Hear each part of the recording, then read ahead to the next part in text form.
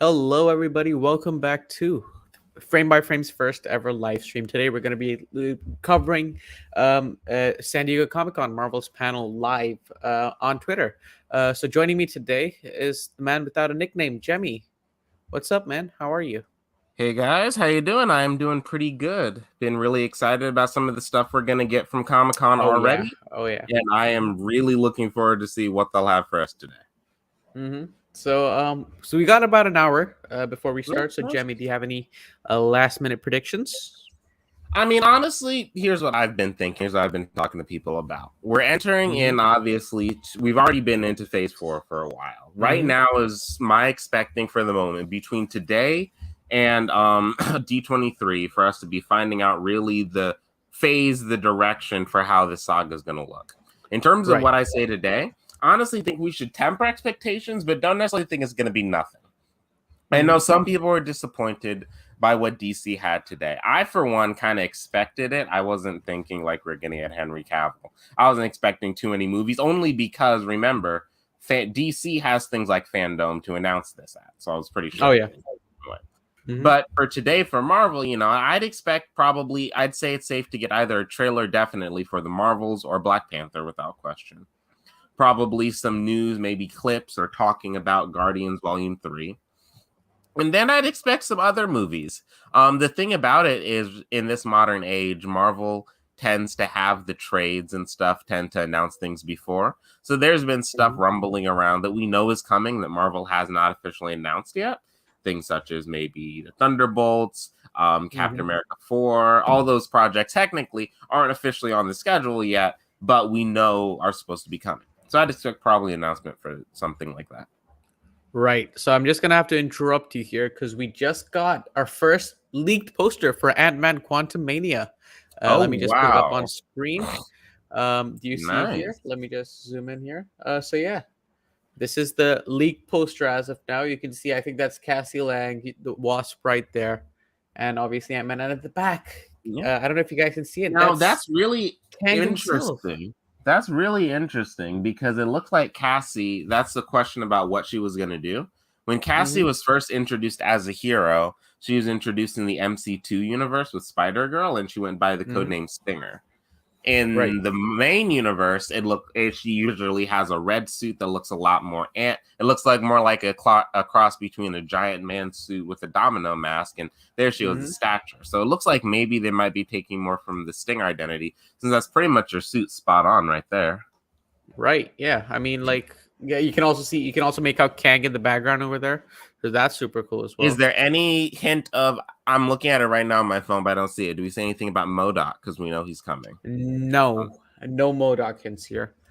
Okay. Let me just refresh the page. Just a second. Honestly, okay, here's my question for you. I, for Mm-hmm. one, when it comes to MCU trilogies, a lot of people I feel like discount the Ant-Man movies. Both Ant-Man movies, I feel like honestly do what they need to do. They're really solid, Right. they're really fun and enjoyable. What Mm-hmm. are you looking for them to do in this next one? This obviously they're positioning this one potentially as the biggest that they've Oh ever yeah. had, no pun intended, as the biggest. But if you notice, um. always Ant-Man movies, they lead into this transition. We got an Ant-Man movie right before Civil War, an Ant-Man Mhm. movie right before Endgame, Right. and now we're getting an Ant-Man movie potentially before something to deal with big time villains. Right. See, what I want from this movie is what I expect from this movie is I think it's going to set up the Young Avengers team. Kang, obviously, in the comics, he made his, you could say, large scale debut against the Young Avengers. He is sort of considered a Young Avengers villain, you can say.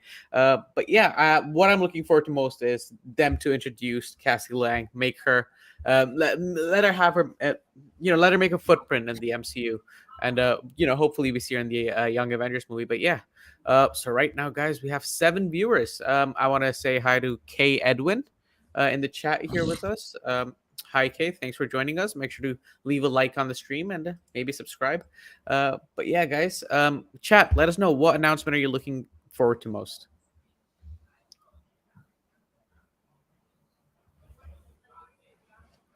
Any other predictions, Jimmy? What else do you think we're going to be getting tonight? I mean, I'd say probably again, like I said, Black Panther. I think will Mhm. probably be a big area of focus since that is the Marvel movie coming out next.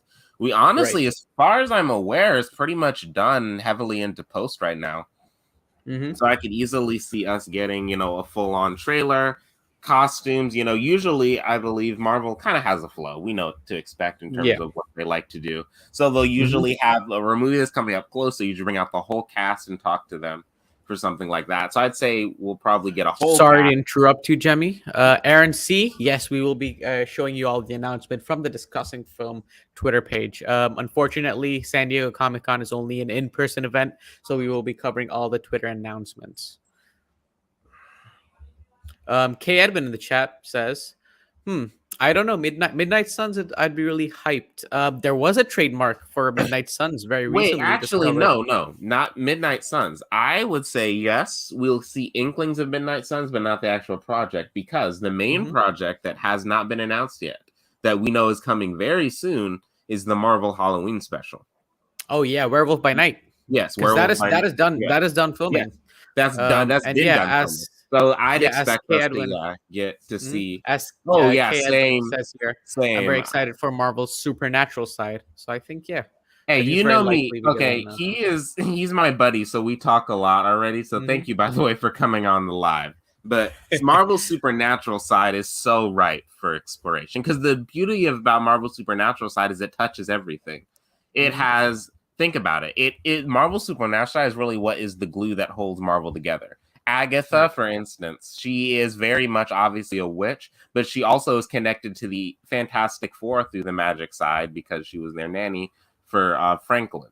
You've got characters like Wolverine, hmm Wolverine, who's usually heavily involved when it comes to anything mystical going on with Oh mutants. yeah. So I think we have a lot of potential to see some stuff like that. Bucky Blue in the chat. Oh, Halloween special. Heck yeah. So yeah, Marvel recently finished filming Werewolf by Night project, which is a the more supernatural aspects of the MCU. So yeah, I'm excited to see that as well. And I'm pretty sure we will get an announcement for that here today. So Jimmy, I wanted to ask you, what do you think? Before that, Raekwon Ward. The panel will start at 8 p.m. EST, so that's about, you can say, 58 minutes from now. We'll be covering all the announcements from the Twitter page, so make sure to tune in for that. But yeah, Jemmy, I wanted to ask you, what do you think the chances are of us seeing either a Fantastic Four project today?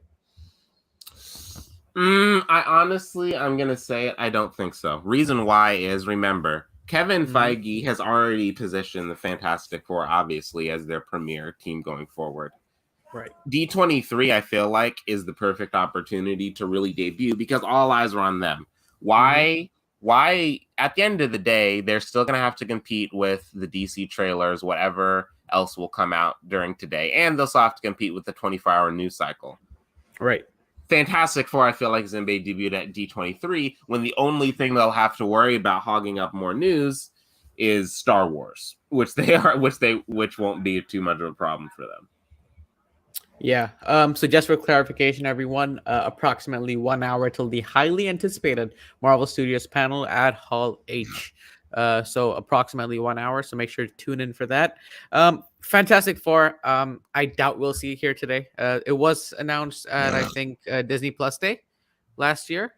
So yeah, I'm looking forward to see what projects we'll get here, especially after spoiler warning, by the way, guys. After the Miss Marvel finale, the big reveal we got at the end. I'm curious. I think, was that a setup to something that was going to be announced here today, or was it I just mean, it's too coincidental. Remember, everything is planned out in time. While Mhm. it might not necessarily be a setup for today, I definitely think it's going to be a setup for what we're going to hear very soon. Because Right. think about it. Remember, who is the most notable? What Marvel, I think, his strategy is best is, remember, mutants are not just the X-Men. There are mutants Mhm. everywhere. Who is Right. Marvel's most notable mutant? Mhm. Who's Marvel's probably most notable mutant that's not associated with the X-Men whatsoever? I would say Namor the Mhm. Submariner. Now, he's Yep. often considered, depending on the canon, Marvel's first mutant, first Right. official mutant. So I could easily see him them actually acknowledging him as a mutant either here today or in Black Panther, so that way we can then see when they actually prep and talk about the full X-Men movies and stuff like that. Right. As you said, if you guys didn't check out our Miss Marvel spoiler, it wasn't Miss Marvel, Miss Marvel spoiler cast. We were speculating on what or who the next mutant might be appearing in the MCU, and my pick was Namor. By the leaks so far, it's looking likely that he will be in the upcoming Black Panther movie. But yeah, guys, approximately 55 minutes to go before we start. Jemmy, I wanted to ask you, because I didn't ask you this before. What are your thoughts on John Krasinski as Mr. Fantastic? Here's what I'd say. I, in general, have never been enamored as much as I am with John Krasinski as an actor. I like him in some stuff, don't like him necessarily others. I, for one, sorry if this is sacrilege to some people, I've never been that hyped about The Office. But I would say that I think he did a good job for what he was presented with in Multiverse of Madness. Obviously, it wasn't too much. Going forward, should he be Mr. Fantastic? I'm going to say, personally, I don't think so. Couple reasons why. One, as good as John Krasinski is, Marvel has always done a very good job at uplifting smaller actors and giving them a spotlight to shine. I don't want, as cool as it is to see people like the potential of having Emily Blunt, or as cool as it is to get these really talented actors, She-Hulk, she's such a good actress. We've got Clea, the actress who's playing Clea, Charlize Theron. I mean, come on, what are you talking about? These are great people. But I really do want to see some other names that we haven't seen. People that either aren't quite as popular or people that would be able to present a new take on the character. Also, another thing is I want to see, with this version of Fantastic Four, I want to see more than one version of a lot of characters. Especially, I've always said that I think that the Maker, who is a rogue version of Reed from the Ultimate Universe, would be a great antagonist for the Fantastic Four to go up against. So I would want to see an actor who'd be able to do both sides, because Reed can be a lovable goofball in some ways. He can be cold and calculating in others. And in certain situations, he can actually be quite monstrous. Right. I'd want to see someone who could actually bring all of those to the screen. And not saying that John Krasinski... Sorry to interrupt you there, Jemmy. McKenna Wolfman in our chat says, is the panel going to be streamed? Unfortunately not. San Diego Comic-Con is only exclusively for people attending the event in person. So there's just going to be updates on Twitter, and we'll be on top of it. We're going to be on the Discussing Film page, discussing all the latest announcements that are going to be made in the next hour or so. So tune in. The panel is set to start in approximately 53 minutes now. Jemmy, you can go ahead. No, nothing really. That was basically the end. Just that I think that at the end of the day, I think that John Krasinski did a good job, but I think that Marvel has an opportunity to really highlight some new actors or get someone we haven't seen outside the box. Okay, so I just saw, spoiler alert, I just saw Nope. Actually, not spoiler alert. I saw Nope yesterday. It was really good. But Stephen Yeun, I hadn't thought of it before, but I was sitting there. His performance in that is very subtle and very nuanced. I think he'd honestly make a decent shot at Reed. Obviously, I know that he's working with Amazon with Invincible right now, but he, I think, could do a really good job. Other people as dark horse candidates, I honestly think people. I honestly think we getting someone on the younger side to be able to bring it. Maybe like not exactly like Miles Teller, but someone like him, I think would be a good idea. Someone that can bring that similar personality. Because for what it's worth, of the Fantastic Four 2015, I feel like Miles was probably the best cast person. Oh yeah. And Miles Teller is a really good actor. People don't understand that. Like if you've watched Top Gun Maverick, you know exactly how good of an actor he is. From the chat, Spam591, also known as Mr. IGN himself, says, "Have a tempered evening, boys. Look forward to chatting about the lack of X-Men tomorrow." Sam, Unfortunately, I might have to agree with you there. I do think the X-Men might not show up here. But yeah, man, I'm gonna keep my hopes up like I always do, Speaking and end up being disappointed. Um, Speaking of X-Men, though, how do mhm. you feel about all that stuff about the X-Men 97 yesterday? Because I would argue, except for that and maybe, I guess, zombies, we got the most information about the X-Men 97. That Right. stuff sounded really good. Oh yeah. I think overall the Marvel animation panel was so solid. Yeah, Marvel Zombies being TVMA banger. and Come on, that's exactly what people want from Marvel Studios. Um, Someone from the chat, McKenna Wolfman, Penn Bagley is slotted for Reed, I think, and Joe Keery is one of the many options for Human Torch. I think I heard a word about Miles is also running for the role. I mean, Miles was in Fantastic, the abomination of a movie that was, but Penn Bagley, he might be an interesting pick, wouldn't he? yeah, He was I could see it. I could see it. He wouldn't necessarily be my first choice, but again, that's Mhm. why I think honestly the best castings are the ones you don't necessarily see. Exactly, At this exactly. point, Chris Hemsworth, Chris Pratt, both of them are synonymous. For instance, with Star Lord and Thor. I wouldn't Mhm. necessarily have picked either of them a long time ago. Definitely not Chris Pratt back from where he started out as. Right. But now they've done a great job.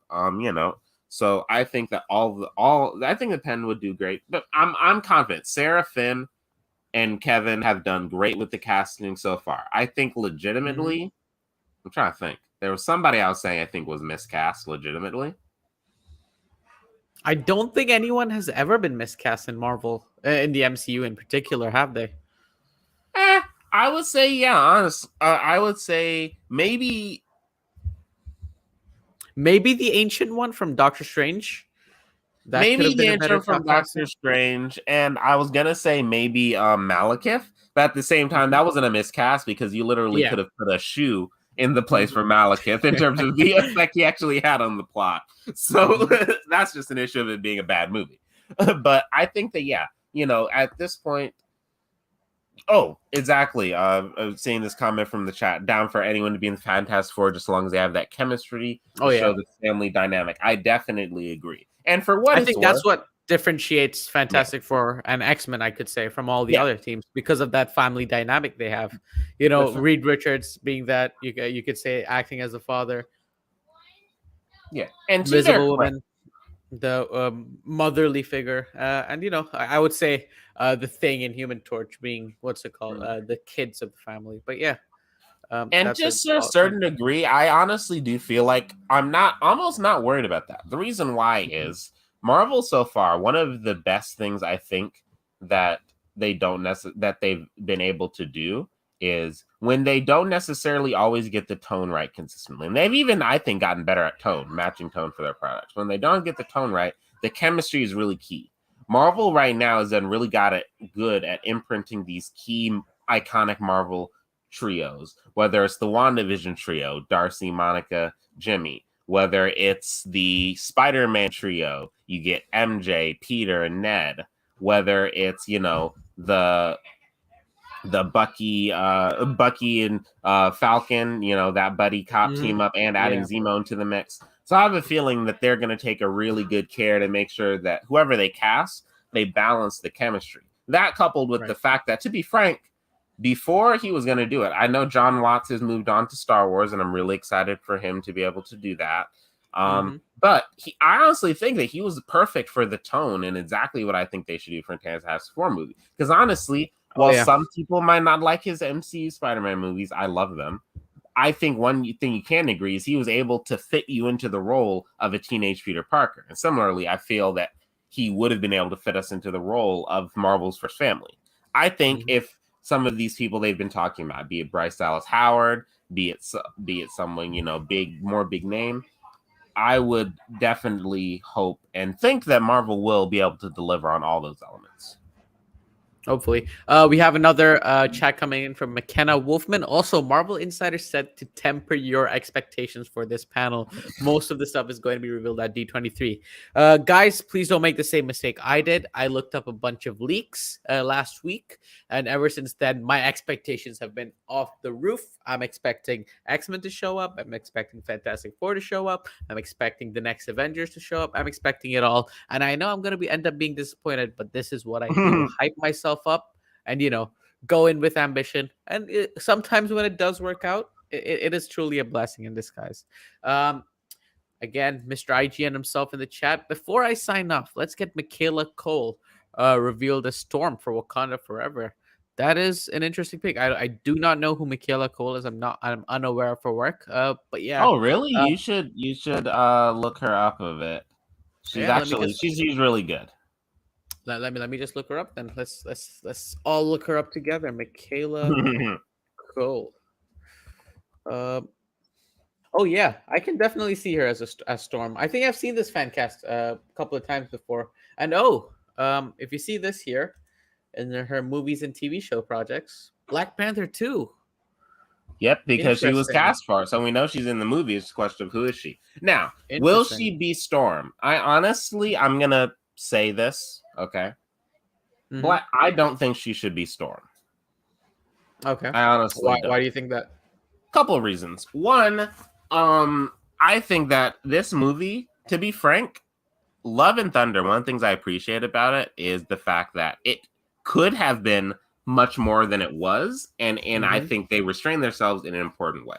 I know some people don't like the comedy. I get that. But at the end of the day, no one can deny this is a Thor-focused movie. Right.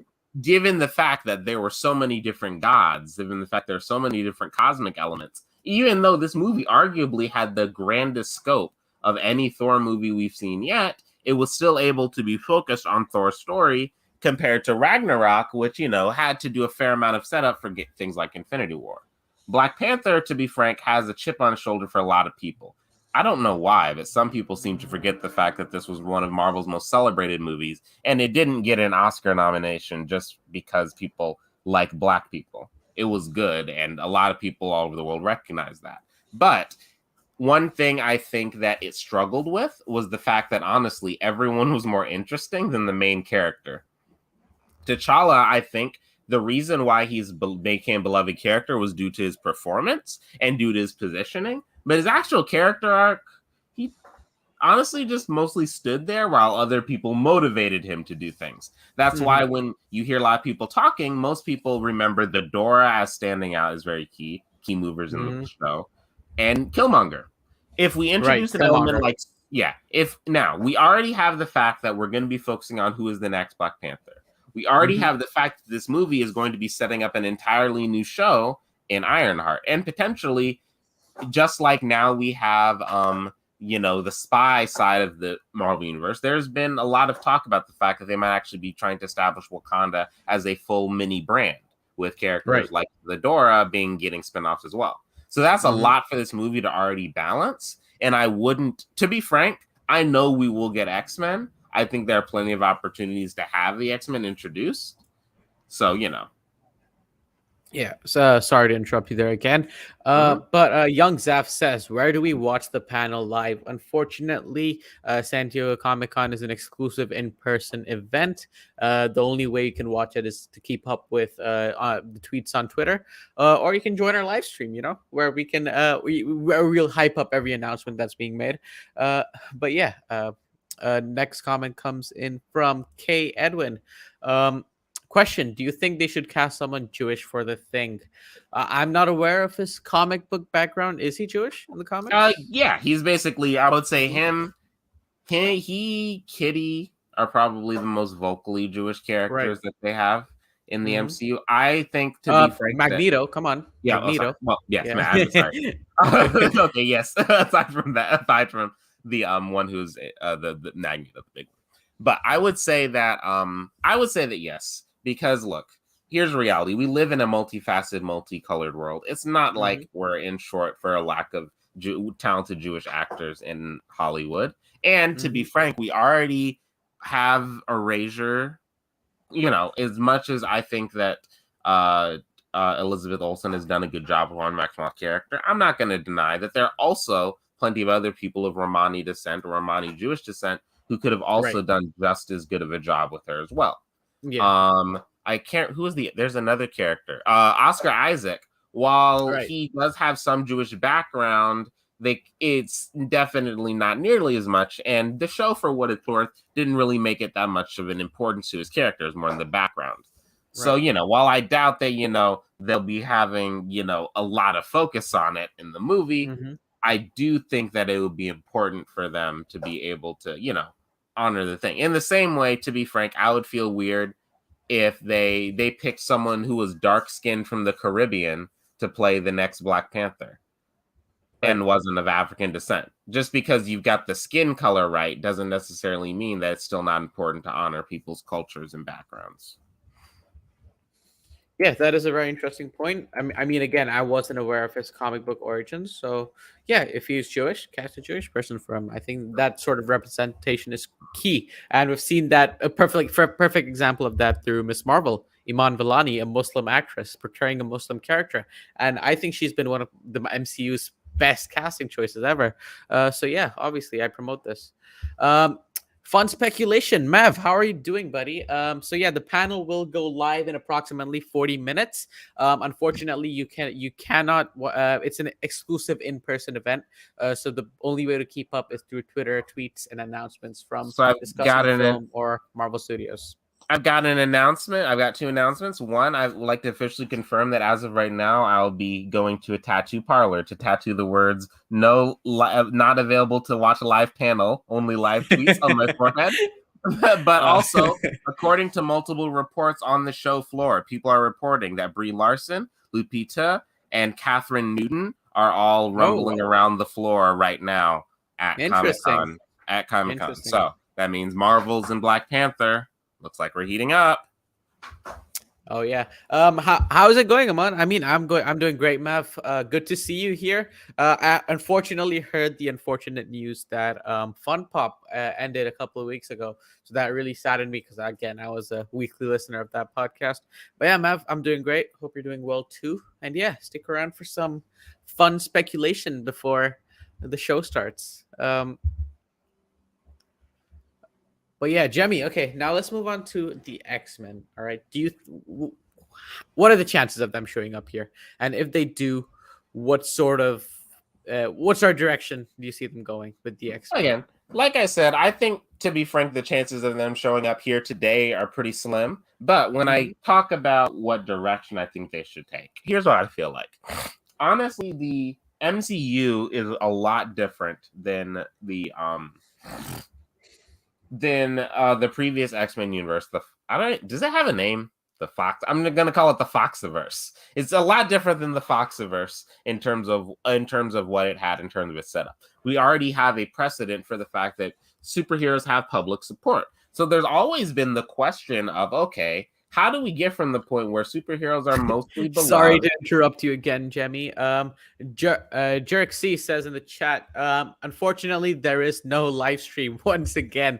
Comic-Con is an exclusive in-person event, so the only way to witness it live is if you're there. But the only way to keep up at the moment is through Twitter announcements and tweets from reputable sources. I like Discussing Films. I think they're on point with their tweets. So yeah, I recommend that. Or you can hang out with us, before the show starts, speculate a bit. And yeah.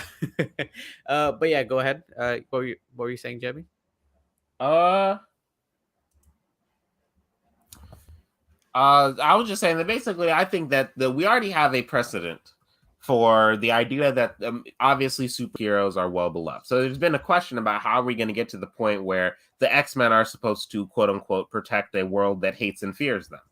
Given the fact that, so far people in the MCU kind of seem to think that powers are kind of cool.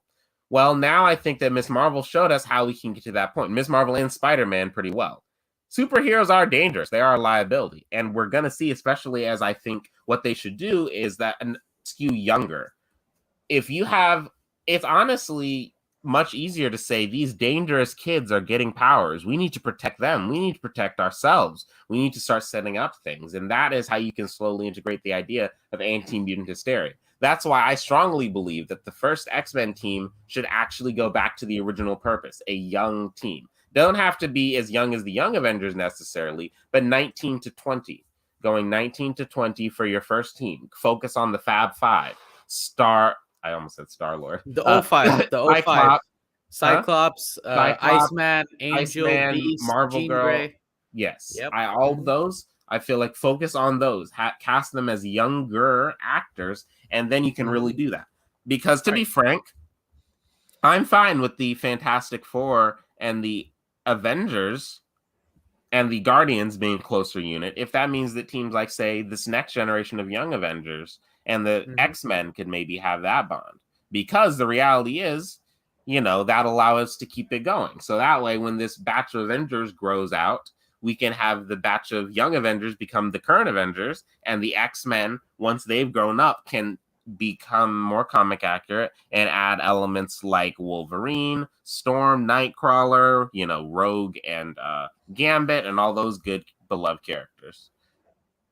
Oh wow, I love that show. Sorry, I'm just looking at your screen. The Orville. All 3 also, seasons I know of the Orville will release. It's not strictly Marvel, but I felt it was worth noticing. So we now got a good look at what our animated movies for DC look like, and I gotta say, these look pretty good. We got we got the Ruby crossover, so it looks like the comic book they had. They're adapting that into Ruby Justice League crossover.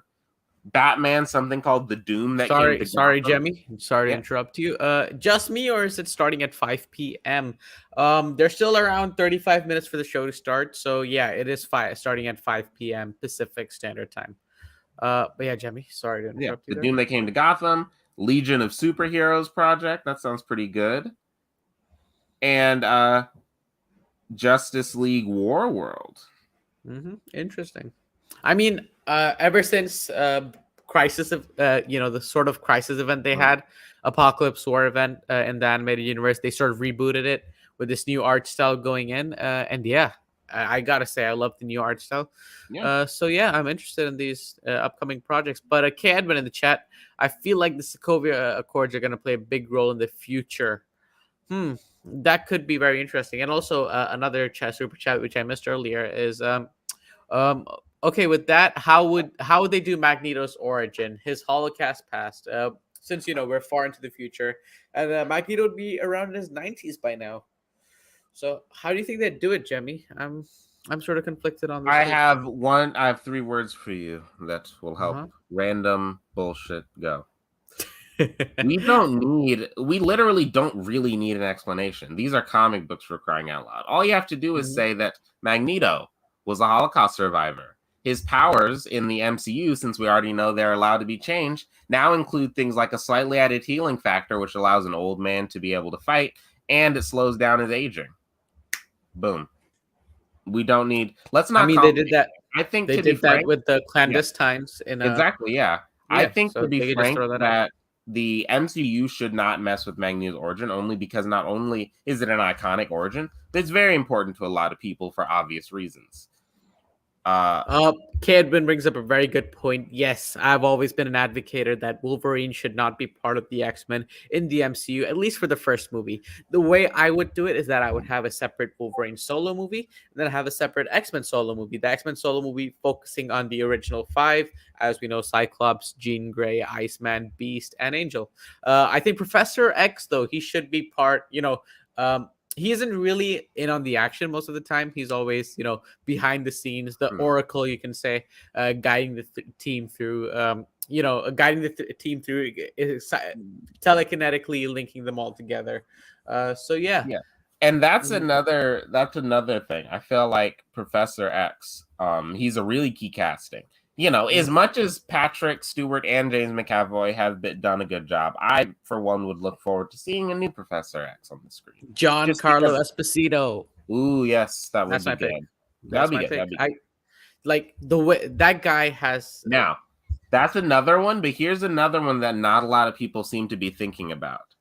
Everyone talks. I've seen a lot of people some people who are okay with race bending have talked about the possibility of Sterling K. Brown as Hmm. reprising a role. You know, he was already in Black Panther, but was very minor, so maybe he could Right. fit in somewhere like a Reed. He has that very commanding, authoritative presence. I honestly feel like he could do a really good Professor Xavier. He has that gravitas. He has the ability to be able to, I think, play a character who'd have command of a room that people would want to listen. But as we've seen in other stuff, Professor X, you know, isn't necessarily a Boy Scout, and I'm glad that we've moved on to that interpretation from him. He can definitely have some darkness to the character, and I think that someone maybe like Sterling K. Brown, someone with his temperament at the very least, could portray some of that darker side of Xavier on screen. Yeah. See, I really like Sterling K. Brown, but I think he'd be a better fit for something like, let's say, Magneto. I think he'd play a really good Magneto. But yeah, I don't know. I just have this image in my mind that I don't think anyone else other than what's it called? What's his name? Sorry, Giancarlo Esposito can really play Professor X. And that's good, but But be yeah, careful, yeah. you know. Be careful Mm, because we get caught up in those fan castings, and the next oh thing you yeah. know, they could Oh legitimately yeah. surprise us. I, for one, I was not exactly on board at first with what's his name? Sorry, it is slipping my mind right now. I was not on board at first with Paul Rudd as Ant-Man.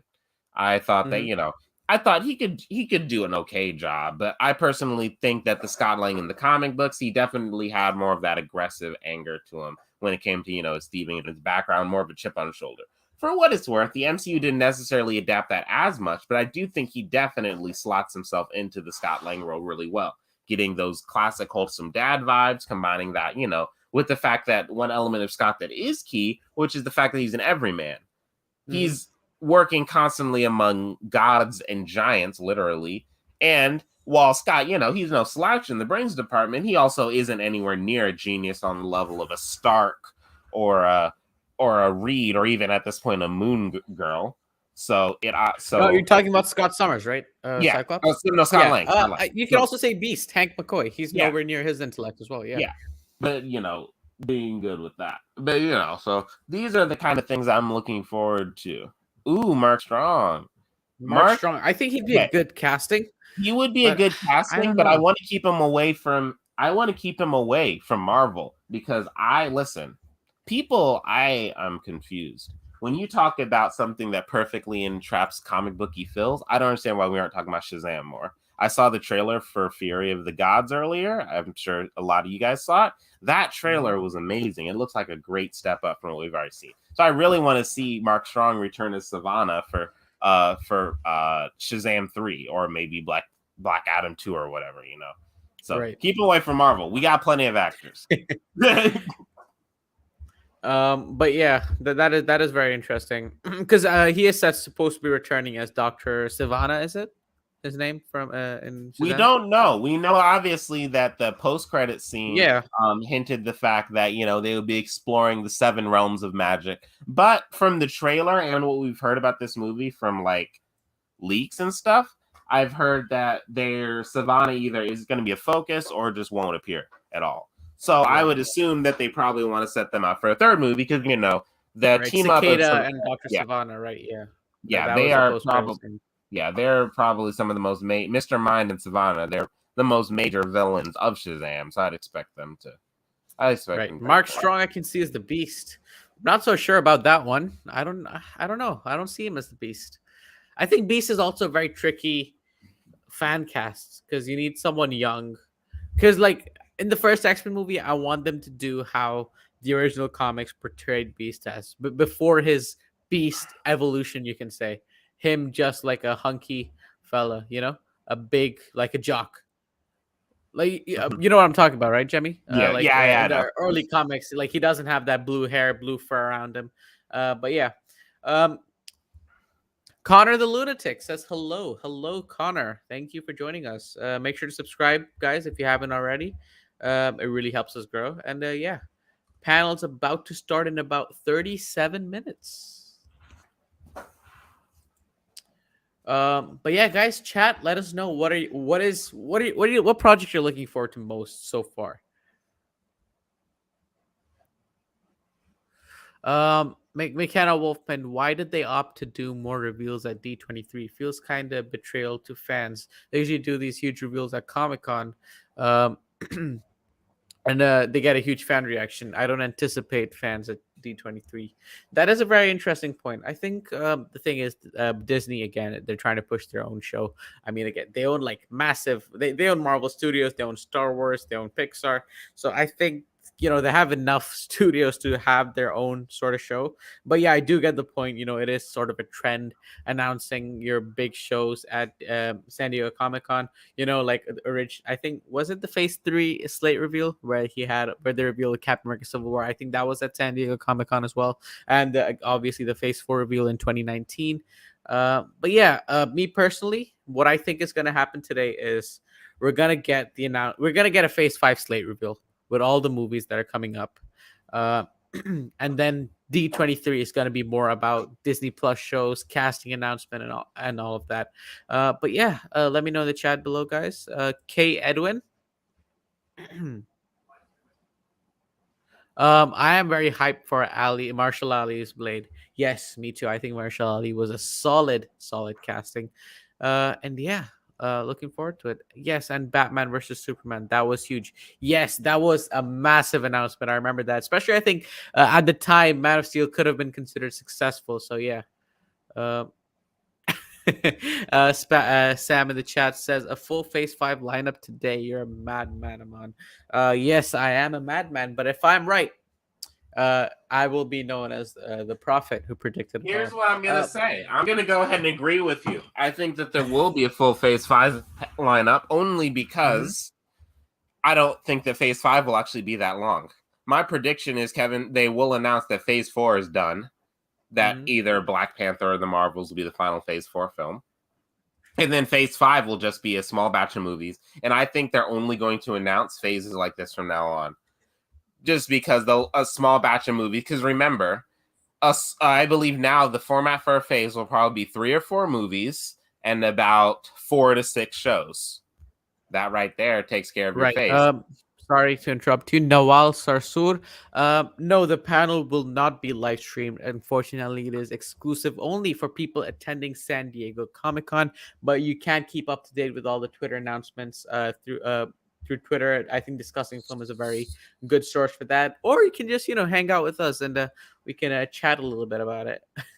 So I've seen rumors or rumblings that the trailer for Black Panther will be officially released on YouTube and stuff around the start of the panel. I'd expect so. Yeah, so especially after DC revealed all their trailers and upload them online at the same time. I'd expect that would happen. What do you think of the trailer? So, like I said, I would say that I thought the Shazam trailer was really good.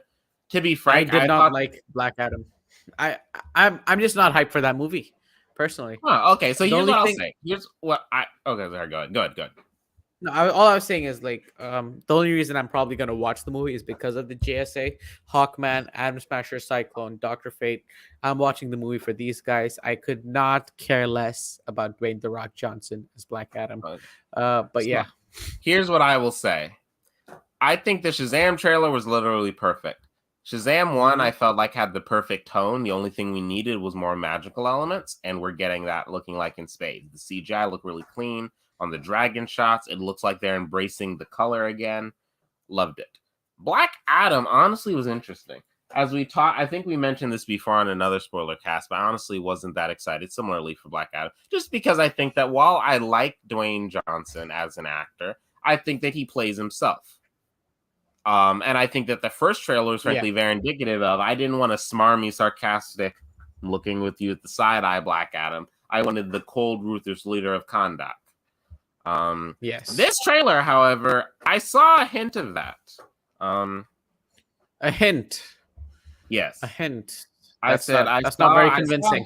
I saw a hint of that scariness. Those shots where he's, taking on, where he's taking on Fate, where he's taking on Hawkman. I saw hints of that. I also, to be frank, I'm not above being excited for a movie for the things that aren't the actual key element. I loved all the hints that we're getting at not only Justice Society, but another franchise, Argus and the Suicide Squad. I don't know if people saw in the trailer, Oh yeah, but Black Viola Adam Davis is taken to, confirmed. yes. Yeah. Viola Davis is not only confirmed, but also I can't remember her name, but James Gunn's wife, who plays Jessica Oh yeah, Harcourt Amelia Harcourt. on, Amelia yeah, Harcourt. Amelia Harcourt, yeah. So she's going to be in there too. Also, we know that it looks like they're taking him to Argus facility. So I'm really excited with what they could be doing with the Suicide Squad and the potential of seeing either the Suicide Squad versus the Justice League or the Suicide Squad versus the Justice Society in the future. I want to give a quick shout out to McKenna Wolfman's chat. Yes, the panel is only 1 hour, but keep in mind the Phase 3 reveal, which had about 9 projects being revealed, that was done in about 30 minutes. 2019's Phase 4 lineup was done in about 45 minutes. So I think it's more than enough time. Especially, you could say the Black Panther panel can take about 5 to 10 minutes with the trailer and all of that. She-Hulk you can add another 5 minutes, but other than that, I don't think we're gonna get much footage from anything else. But yeah, another chat from K Edwin. He says, so there was the rumor that Ryan Gosling could either be our MCU Nova or Ghost Rider. That is interesting. I can see him as a Richard Rider. That would be very interesting. I could definitely see him as that. I feel like he honestly leans both ways. Blade Runner 2049, I think, is a perfect. Yes. And Blade Runner 2049 and Drive, I think, are a perfect example of what he could do as a Johnny Blaze type character. He obviously can have that, that grizzled soul that we need with Johnny. On the other hand, I think we've seen plenty of things where he could fit into a Richard Rider type role. I honestly, this might sound a bit weird, but I've always wanted him as Beta Ray Bill, personally. I thought that he'd do really good voice capture work for Beta Ray Bill, and I've always wanted to see him integrated. I thought he would be for Love and Thunder, but I've always wanted to see him integrated for the MCU. I love Beta Ray Bill, man. I was disappointed. I was fully expecting him to be in Love and Thunder, especially after that teases we got in Ragnarok. And I think it's for the best, because for what it's worth, that means that we're able to focus on Jane's story. But I do hope that we can get a chance to see him down the line. But Robbie Reyes Supremacy. Yes, Robbie Reyes. Okay. I am a big Agents of S.H.I.E.L.D. fan. It always will live on in my heart. I loved what Gabriel Luna did with Robbie Reyes in that show. I thought Gabriel Luna was a good choice for Robbie Reyes. I honestly feel like both Nova and Ghost Rider lend themselves to duo projects.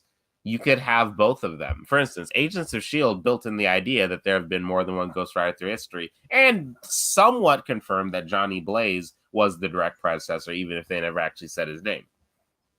Whether that is soft canon or not, I could still see easily the same approach. You could have Robbie becoming Ghost Rider, struggling with his spirit of vengeance, while we already have another more experienced Ghost Rider. Same thing with Nova. That's literally his origin for Sam Alexander. Alexander, learning the ropes from Rocket and the Guardians, while you had the search for Richard Rider and him being the more experienced grizzled cop. Given the fact that they've already had the fact that the Nova Corps was decimated, I could easily see that being the setup for the storyline for the MCU. Oh yeah. Edwin in the chat says Robbie Reyes is my second favorite Ghost Rider. Who's your first favorite? Is it Johnny or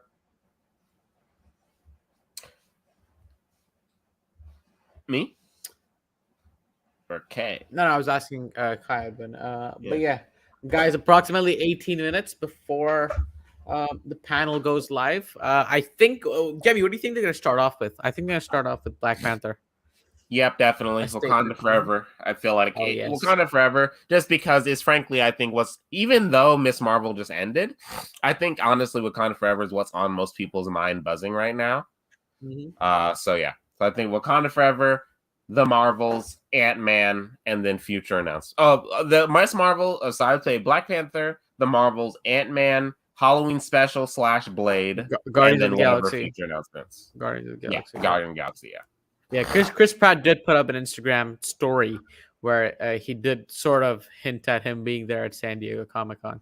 But yeah, Ethan Buckman comes in with a live chat, says Nick Cage is the only Ghost Rider for me. LMAO. To be honest, I think he was a good fit for that role. I think Nick Blaze as Johnny was a decent casting. Yeah. But again, I don't. Sorry, Kai Adwin in the chat says Johnny and Robbie are very close for me. I just like Johnny's health cycle. I mean, to be fair, I'm more of the muscle car guy. I really like Robbie Reyes' muscle car. I can see them doing something like what they did the Batman and that muscle car. Oh, yeah. Robbie Reyes. Oh, that would look so good. That would look God. cool. But yeah. 15 minutes to go, guys, before the official Marvel Studios panel kicks off. Okay, so here's my question. We've talked a lot right now about actors, projects that we want to see in the MCU. For you personally, what, and also you guys in the chat as well, what directors do you want to see come to the MCU? What creatives, writers, directors? Martin Scorsese. I'm joking. Yeah. For one, obviously Edgar Wright is a big one that a lot of people have on their on their radar for stuff. And in terms of, you know, being the more quirky out there projects. And while I really like what he does, and while I really like his movies, hold on real quick. I'm trying to remember the name. I think personally that Daniel Kwan, the director, or one of the directors, Daniel Scheinert, one of the directors of Everything Everywhere All at Once, getting them on the MCU would be absolutely phenomenal. For those of you guys who can, honestly, Everything Everywhere All at Once, while I loved Love and Thunder, I loved Batman, Nope was really good. I'd honestly consider it a top 8, top 9 movie, 9 out of 10 movie for me. Everything Everywhere All at Once has still stood out as the only perfect movie of this year for me. And I really think that the MCU would benefit from a vision like theirs. Because here's what I would say. At this point, the MCU has succeeded by finding, that's a good one, Neil Blomkamp. Succeeded. I'm not quite aware of Neil sorry, I don't know how to pronounce it. Blomkamp stuff. But what has he done? Let's take a look in a book. Reading Rainbow.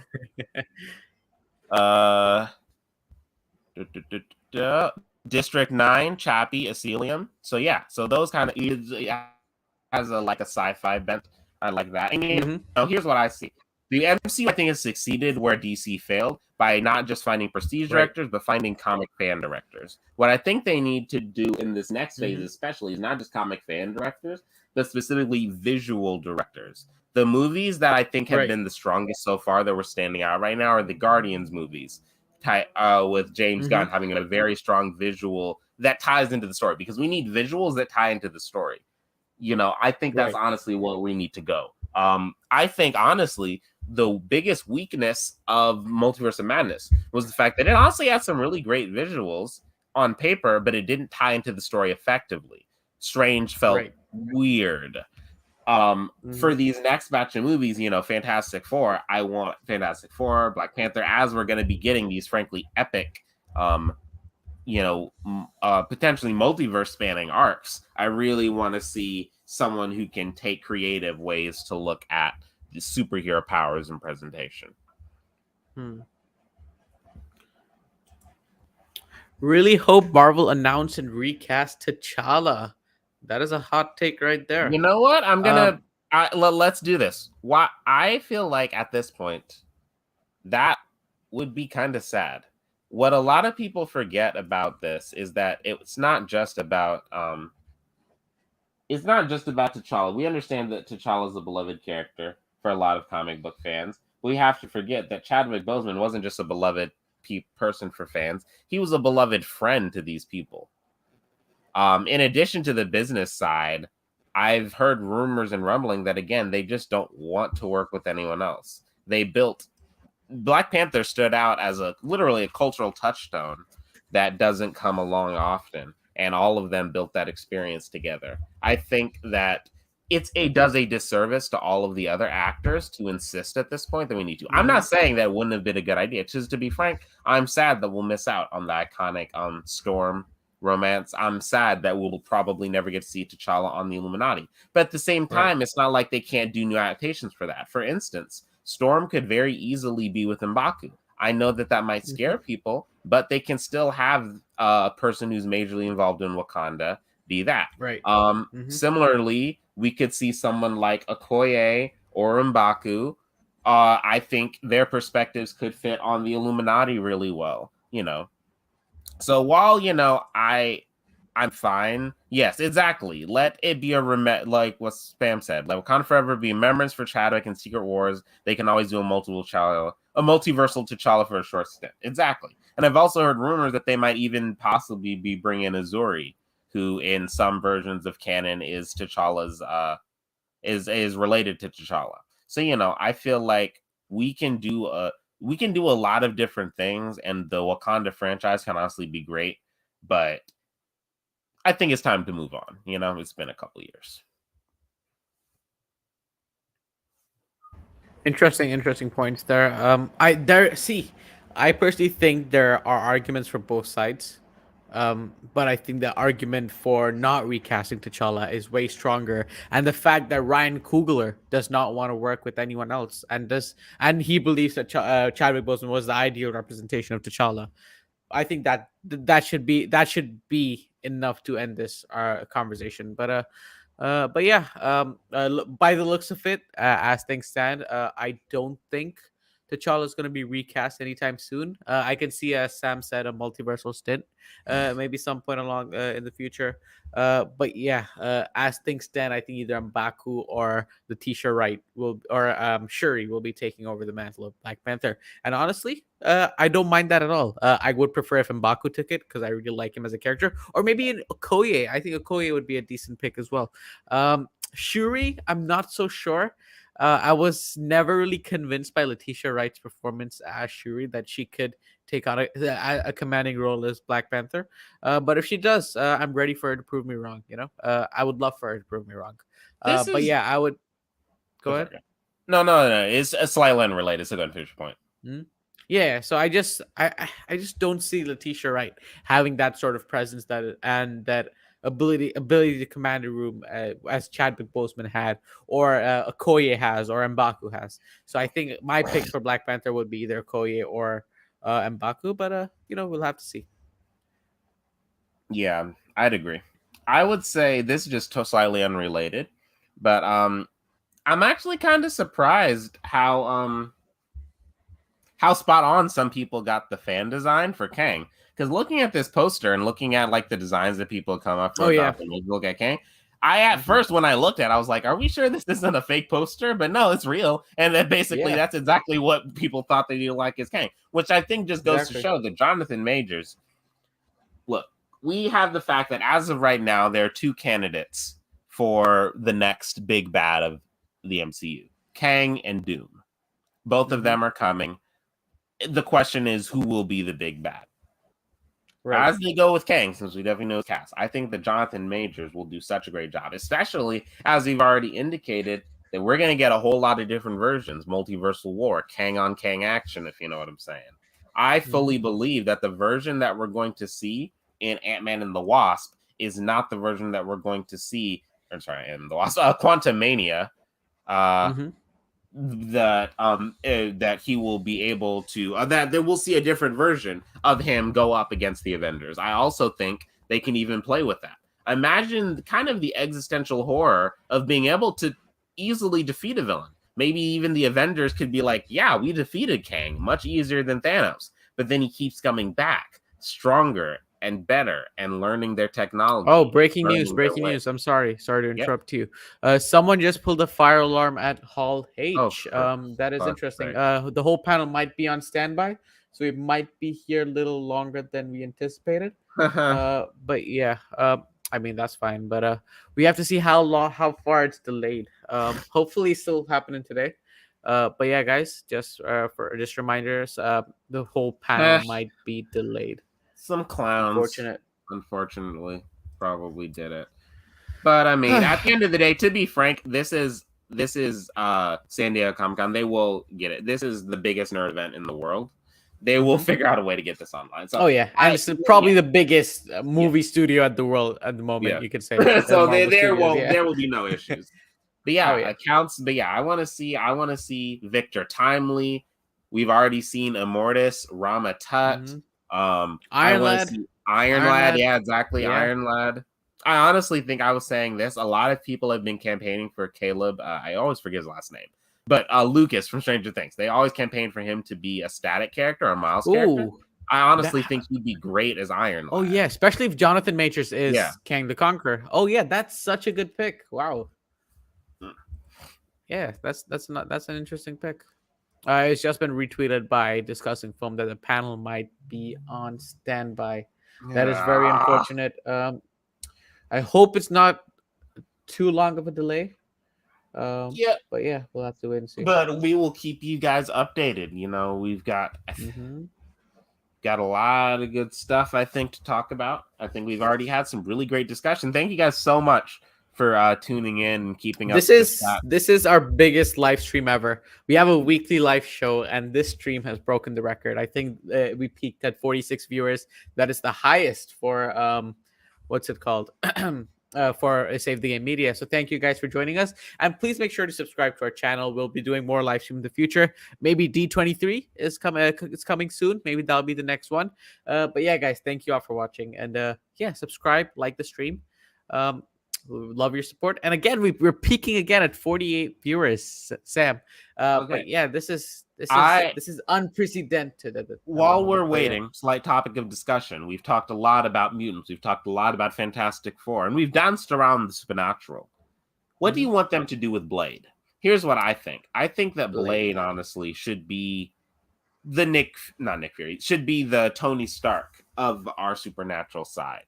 Being sort of that phase, being sort of that leader. But honestly, he could even take some elements from Nick Fury in terms of recruiting the eventual Midnight Suns. In Marvel Comics right now, I also think a key way to see what they're going to do in a movie is always to look at what's right being pushed in the comics. So just a couple hours ago, they announced that they're announcing a new doing a new special called Vampire Nation for Blade. Also, they announced that there'll be a new horror-themed anthology team with Laura Kinney Wolverine, Moon Knight, Man-Thing, and also they're introducing Blade's daughter in that. So I think that all of those elements, I really think that we could march through the history of the MCU, but in a similar way how Eternal showed us a different perspective on some events. I would really like to see a perspective on the vampire, the supernatural history. Because, you know, while I'm sure Shield. Sorry to interrupt you, Jemmy. Adam Alejandro Torres in the chat says, where can I watch the panel live stream? Unfortunately, the panel is not being live streamed. It is an exclusive event only for people in attendance at San Diego Comic-Con. The only way to keep up with all the announcements is through Twitter, or you can, hang out with us and speculate and watch me get disappointed at the end when we don't get an X-Men project. But yeah. Another chat coming in from Connor the Lunatic. Who would you want to play Wolverine? I have two picks for the role personally. I think Taron Egerton. I know a lot of people give him slack for not being able to portray a good Wolverine. He's too much of a pretty boy. But yeah, I think he could, especially if you watch this movie called Blackbird. I think he can totally nail down that gritty, grisly Wolverine look. And yeah. That he's my number one pick. Another pick I have is Milo Gibson.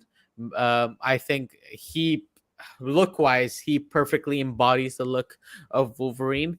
But yeah, I haven't seen him in many roles to fully lock him down on that role. But my two picks for the role would be Taron Egerton and Milo Gibson. Your picks, Jemmy? I honestly think that Taron could do a pretty good job. In terms of all those pretty boy accusations, here's my response to that. Colin Farrell's Penguin. Oh yeah.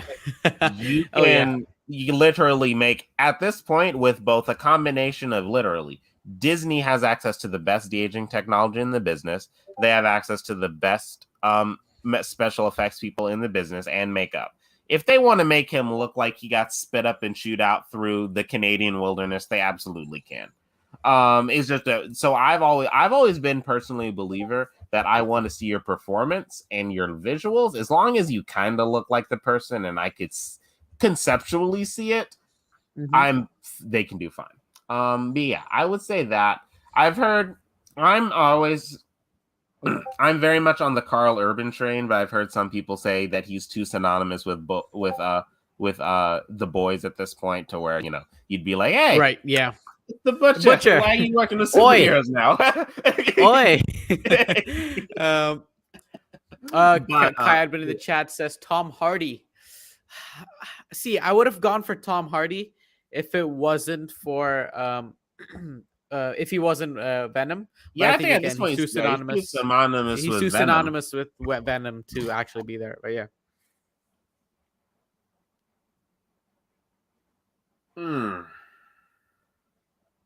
But yeah, as of right now, I think we're still on schedule to start in the next few minutes. Yeah. So yeah, because we just got a tweet from Discussing Film that 2 minutes before Marvel's SDCC panel. So it looks like there is no delay, thankfully. So guys, we're about to start. Any last minute predictions? What do you think we're going to start off with? I'm going to go ahead and put it there. Either Black Panther, Wakanda Forever, or Werewolf by Midnight. I would say Black Panther or the Marvels. It's going to be my guess. Or the Marvels. Interesting.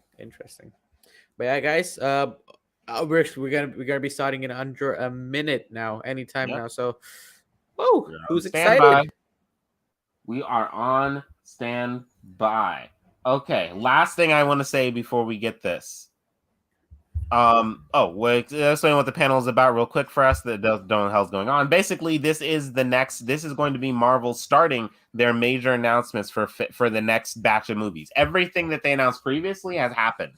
We don't know anything concretely about the future. We've heard a lot of reports from trades and stuff like that, but this is today where we're going to find out from the mouths of Marvel Studios what is going to be happening for not only their next direct upcoming movies, but also the future of Phase 4 and 5. What was I saying? I was saying something. Who would you like to start off the showcase? Oh yeah, I think that Black Panther. I think that we're gonna really see that, and they're gonna try to come out the gate swinging with that. Hopefully, maybe just straight up start it with debuting the trailer. Put us right in the action right there, and then after that, I think that we'll probably get Kevin making some announcements. He'll bring out. He'll bring out the cast. They'll do their thing, and then what I'm hoping. Oh, that's what it was. Thank you. You reminded me. Well, I was going to say what I was going to bring up. I think personally, what do you think they're going to do for the street level stuff? Because we've seen inklings of the fact that they're heading towards something like a Dark Reign type event, having the heroes being on the run. But at the same time, we know that Sony doesn't exactly play ball with Marvel. Now, for what it's worth, according to the official Marvel deal, Marvel can do whatever they want with any Spider-Man character as long as it's in animation. So that's why I think Norman Osborn is in Spider-Man freshman year. Right. I think personally that we're going to see Wilson Fisk fit into the Norman Osborn role in Dark Reign. The reason why is because Marvel happened to publish a little event that's perfect called Devil's Reign. What does it have? Pretty much the same setup as Dark Reign. Heroes on the run. It's New York focused, but instead of having Norman, who's a character who's hard for them to use, we could get someone like Wilson Fisk pulling the strings. I think Vincent would do really good. Like imagine, him. We've already seen his cerebral level going against Matt. Now imagine him on the same level of having to tangle with people like the Fantastic Four or Spider-Man or whatever. And seeing the ego of Fisk go against, the will of these great heroes. I think that would be a really good setup. Yeah. Sam in the chat says, let's get a surprise casting announcement for a surprise project somewhere at the level of Mahershala Ali. I'm going to go say Wolverine solo movie. Danny DeVito will be playing him. Okay. I'm going to say if there's anything like that, this was something that was weird. Okay. And I think it's worth mentioning. Howard Stern randomly mentioned on a hot mic a couple weeks ago that he was working on a Doom project. Dr. Doom, yeah. Yes, he was working on Dr. Doom. People seem to forget that, and I feel like we really shouldn't. That was weird. And I don't think that was a slip of the, well, it was a slip of the tongue, but I think that if there's anything announcements, I think the announcement would probably be Doom. No, see, I've got it perfectly planned out, Kay. It's going to be called Wong's Magic Academy. The setup will be that after the events of Multiverse of Madness, Wong needs to train up the next generation. Here's the cast. You have Nikomoro from Runaways. You've got Magique. They could bring back Anna Taylor-Joy. Of course, my man Ned as the lead role. Ned as, as Wong's primary apprentice. America Chavez as well. Yeah. It would be the perfect thing. You could have special guest stars. Luis would be a substitute teacher. He'd come in on occasion, update us on the current goings in the MCU. I'm telling you, it'd be perfect. You really got this planned out, huh? But yeah, guys, it looks like there is a delay, and people are eagerly waiting at Hall H for the Marvel panel to start. So yeah, it could be any minute now. It doesn't seem to be a major delay. But yeah, any minute now. I think there's about 8,000 people in attendance at the moment. So yeah, guys, in the chat, guys, let us know what announcement you guys are looking forward to most. Y'all think we're gonna see more Shang-Chi? That was my favorite movie from this last batch. I would say yes. I mean, it's pretty obvious. I think they'd be dumb not to have Shang-Chi get a direct sequel. But I've also heard inklings and rumors, I believe, that he could appear just as a cameo or in a short film in like an Avenger-style battle in the Marvels. We also know that there's been a lot of suggestion that the 10 rings and the Bangle technology are somehow connected. Mm-hmm. So yeah, I could definitely see him coming through in that. Yeah, I can see that whole committee getting back together. If who was it? Wong, Shang-Chi, Katie, Bruce Banner, Captain Marvel, and now recently new additions. You can say Iman Vellani's Miss Marvel and Tiona's. And now here's an interesting point that I haven't seen people bring up. That council type thing. We've now arguably seen a similar style council in 2 movies. We saw in Endgame the fact that the Avengers heads of people were meeting, and we saw that at the end scene in Shang-Chi. I feel like they might, in addition to obviously what we saw in Multiverse of Madness, that might be an example of a proto-Illuminati and what we might be able to see from members like that. Okoye as the general of Wakanda obviously has a lot of key intelligence. Bruce Banner, one of the smartest people who's still alive that we've seen at this point. Wong is the Sorcerer Supreme. I feel like that combined with if someone like they could have what's it called? I forgot her name. Xialing maybe as the 10 rings. We still don't necessarily know if the 10 rings are going to go fully benevolent, but I don't think they're necessarily going to be fully attacking the heroes. So at the very least, I think that we could see that become discussing film is saying it started. Yes. Marvel Studios panel is about to start, and for a final time before we begin, follow at Discussing Films. Thank you, Discussing Films, for helping us do this live stream. And yeah, guys, who's excited? Panel's about to start. Let's see. Let me just refresh the page to see if we have missed any announcements. We haven't missed anything so far. Still waiting on Discussing Films updates. But yeah, looks like it's about to start very, very soon. Black Panther Wakanda Forever trailer incoming, everybody. If they do announce the trailer, I do think we will get to see here. Nat in the chat says, if they announce any kind of Spider-Man spinoff, I'll be happy. You're at the wrong place, my man. The Sony's got all that stuff covered. Yeah, don't they? It's unfortunate, but basically, I believe, legally, the only thing that Marvel could announce is an animated project, which is why they've done what's the name. But anything we see for both, even if it's in the MCU, it would have to be at a Sony showcase event, just because, to be frank, no one is going to watch a Sony showcase except to find out Spider-Man news. It's not like Sony exactly has the most notable franchises right now. I mean, Morbius. Come on, dude. You're sleeping on Morbius. Probably one of the best movies of the last generation. But sorry, how could I forget? Yes, Morbius, sweet. It's Morbin time. The only movie in history that's flopped twice in the same year.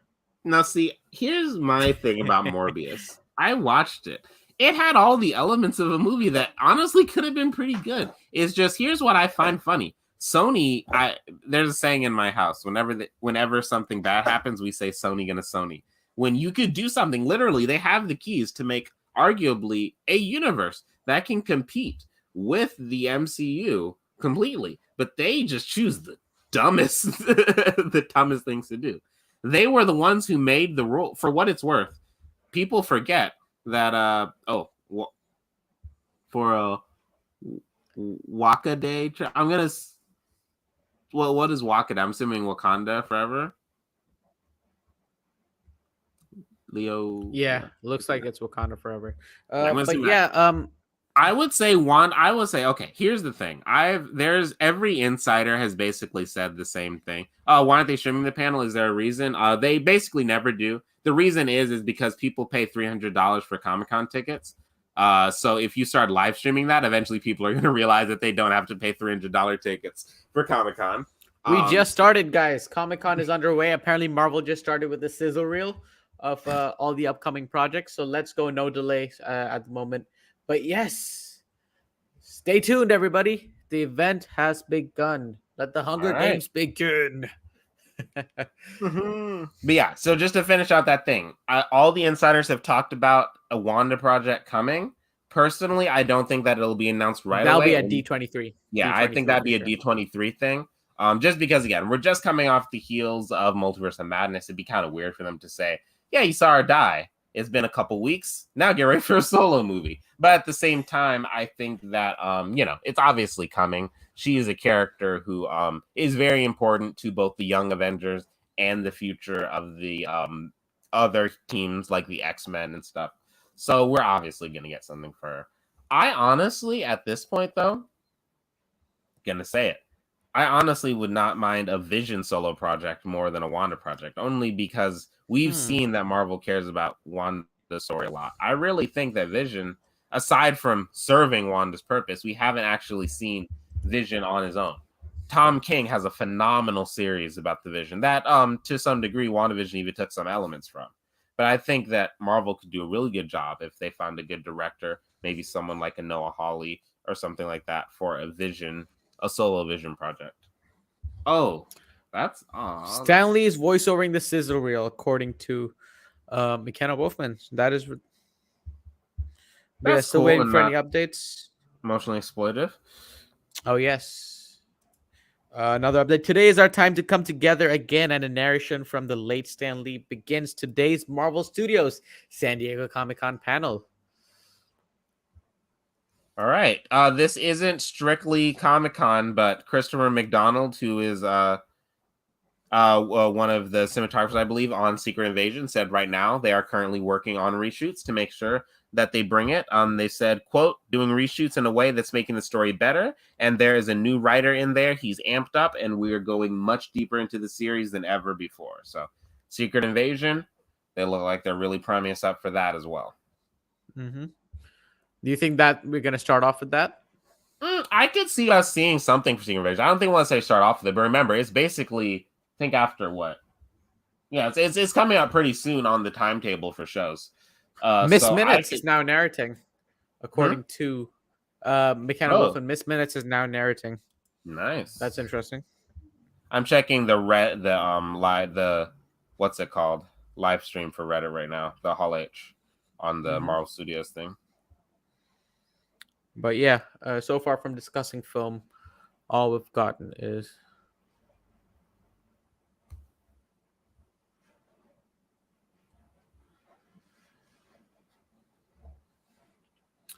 let me just get two tabs open here, because according to McKenna Wolfman, there are some pictures on the other Marvel pages. So let's just have a quick look there while we're awaiting any announcements.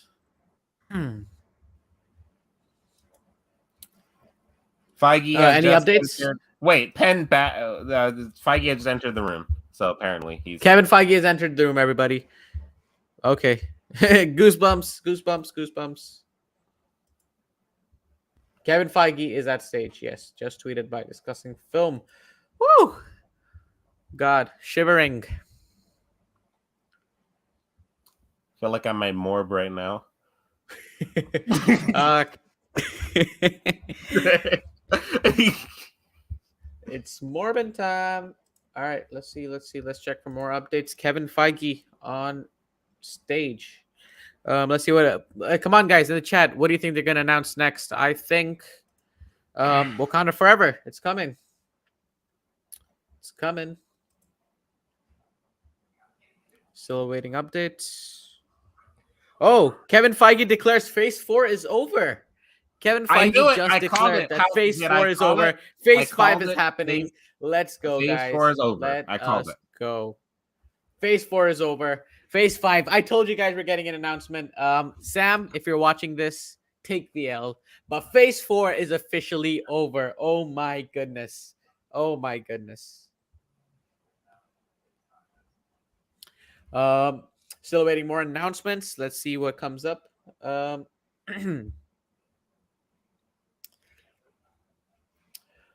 Oof, guys, we're getting a Phase 5 slate revealed. Wait, in the chat, what do you guys prefer to see? A Fantastic Four project or an X-Men project? In the chat, 1 for Fantastic Four, 2 for X-Men. Come on.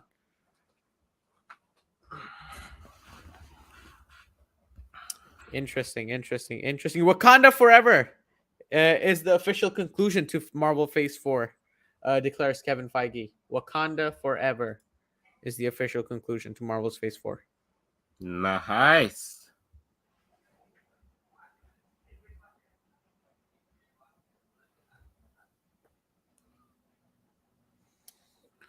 Wakanda Forever. God, my throat's going really dry because of all these announcements. But yes, Hydrate or dihydrate, my Hydra homie. a lot of people preferring X-Men announcement over Fantastic Four. I mean, it's kind of mixed at the moment, but yeah, 45 viewers. So honestly, here while we're in the chat waiting, now that we know what was going on, what was the top project of Phase 4 for you? We've basically seen it all. Ant-Man and the Wasp Quantumania will kickstart Marvel Phase 5. And it will be followed by Secret Invasion, according to the latest thing. I'm sorry. Ant-Man and the Wasp I'm sorry, what? Quantumania.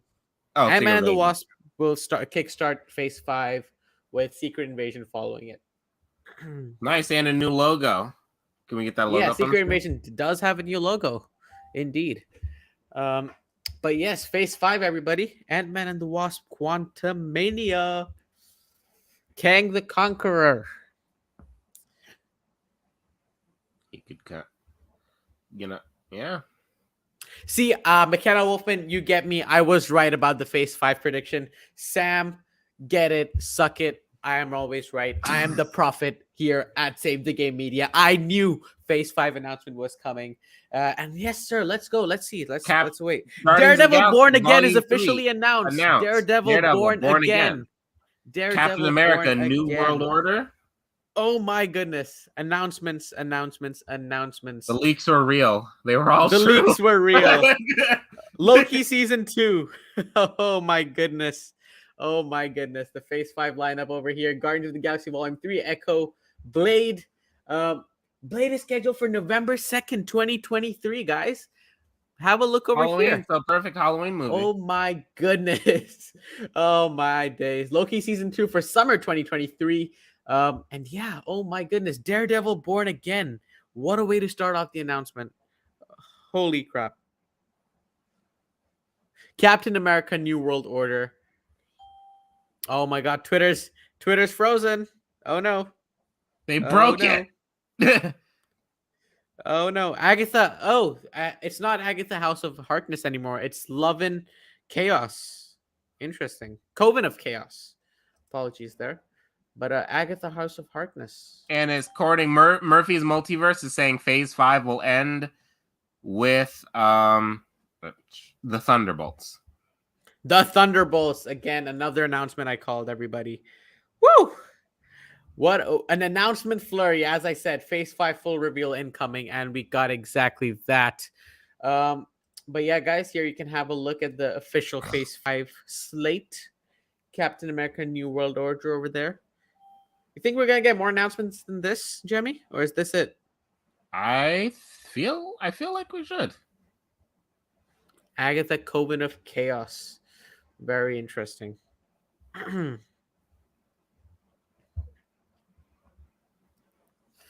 Bucky Blue in the chat. Yeah, Daredevil. Yes, Daredevil born again. Daredevil's back. I'm wondering who they're gonna bring on to direct and write the projects.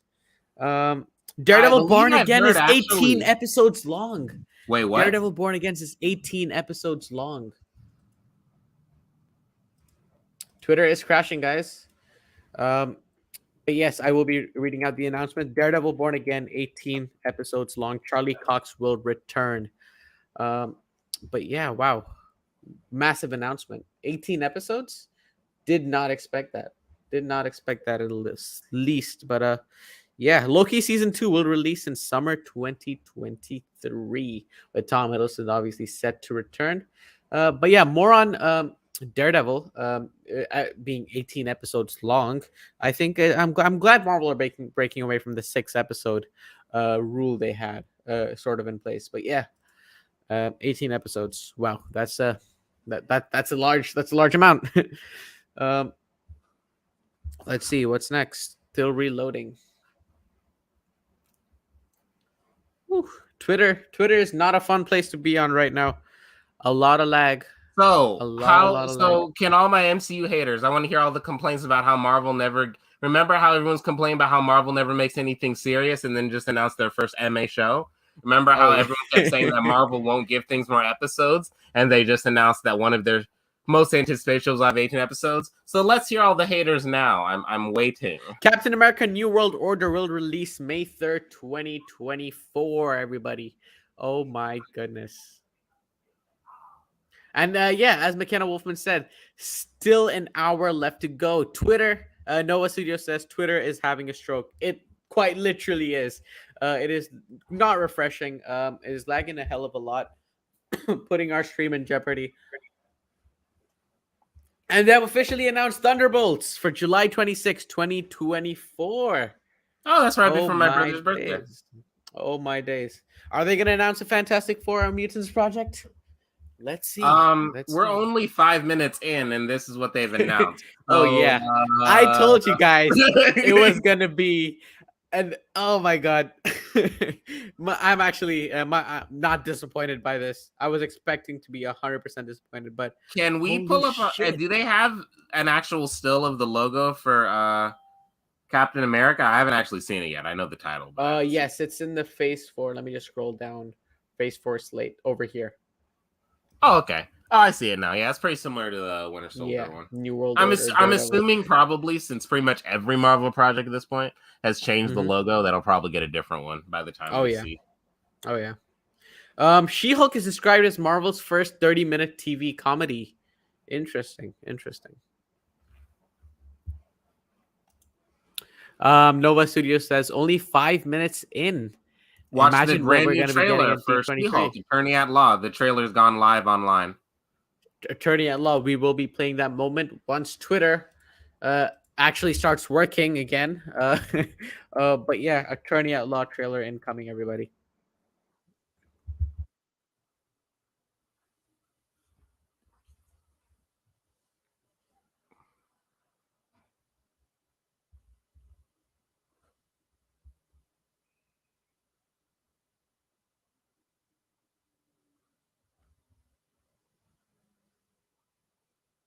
According to Marvel Studios, this is supposed to be the final trailer, the final full trailer before the show actually starts.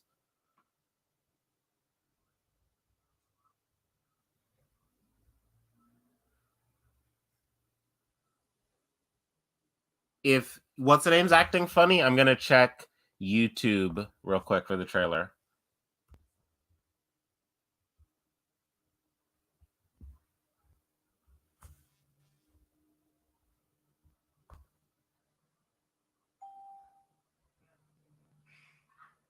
Aman, you still there? Can you hear me? I think you're muted. Are you? Oh yeah, I am muted. I'm sorry. I was muted the entire time. But yeah, the She-Hulk trailer is out. I will be playing it on YouTube in just a minute.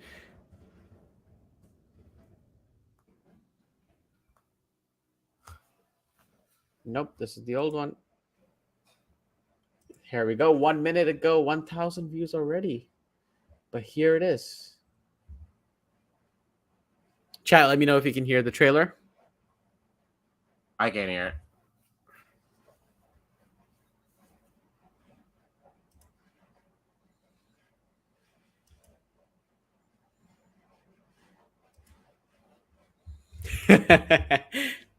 I can't hear the trailer. I don't know if any other people can.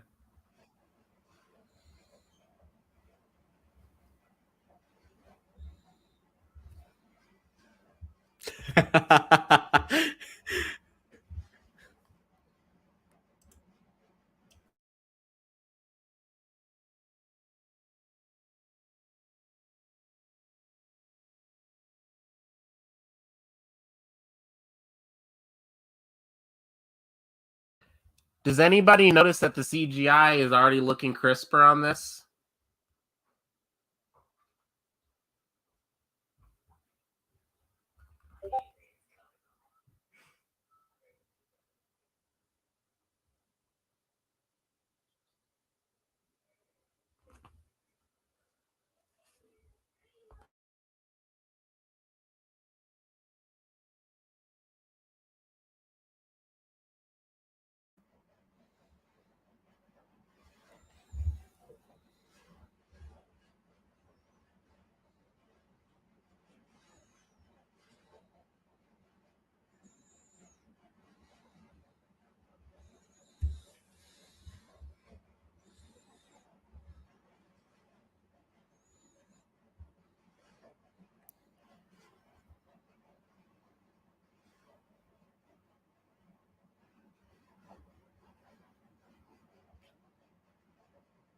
Audio doesn't seem to be working, guys. But yeah.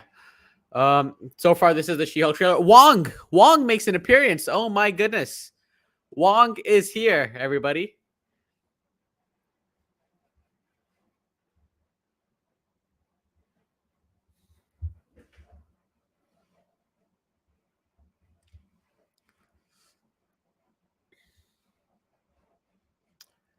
Interesting.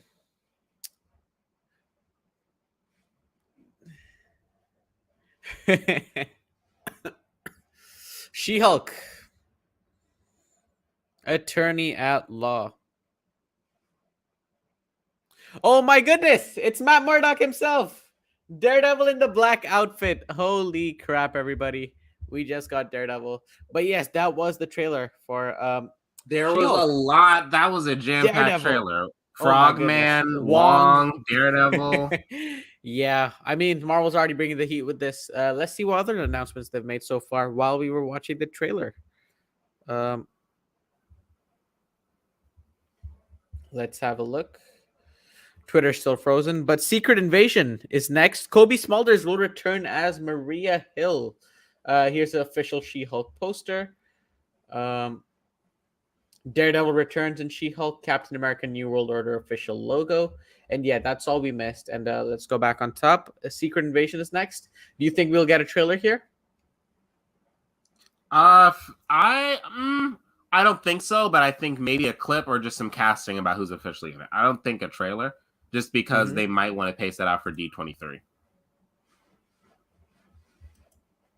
All right, interesting. But yeah, Secret Invasion is next. While we're at it, let me just sort out the sound issue, everybody, in case we get more trailers, which we might need to react to.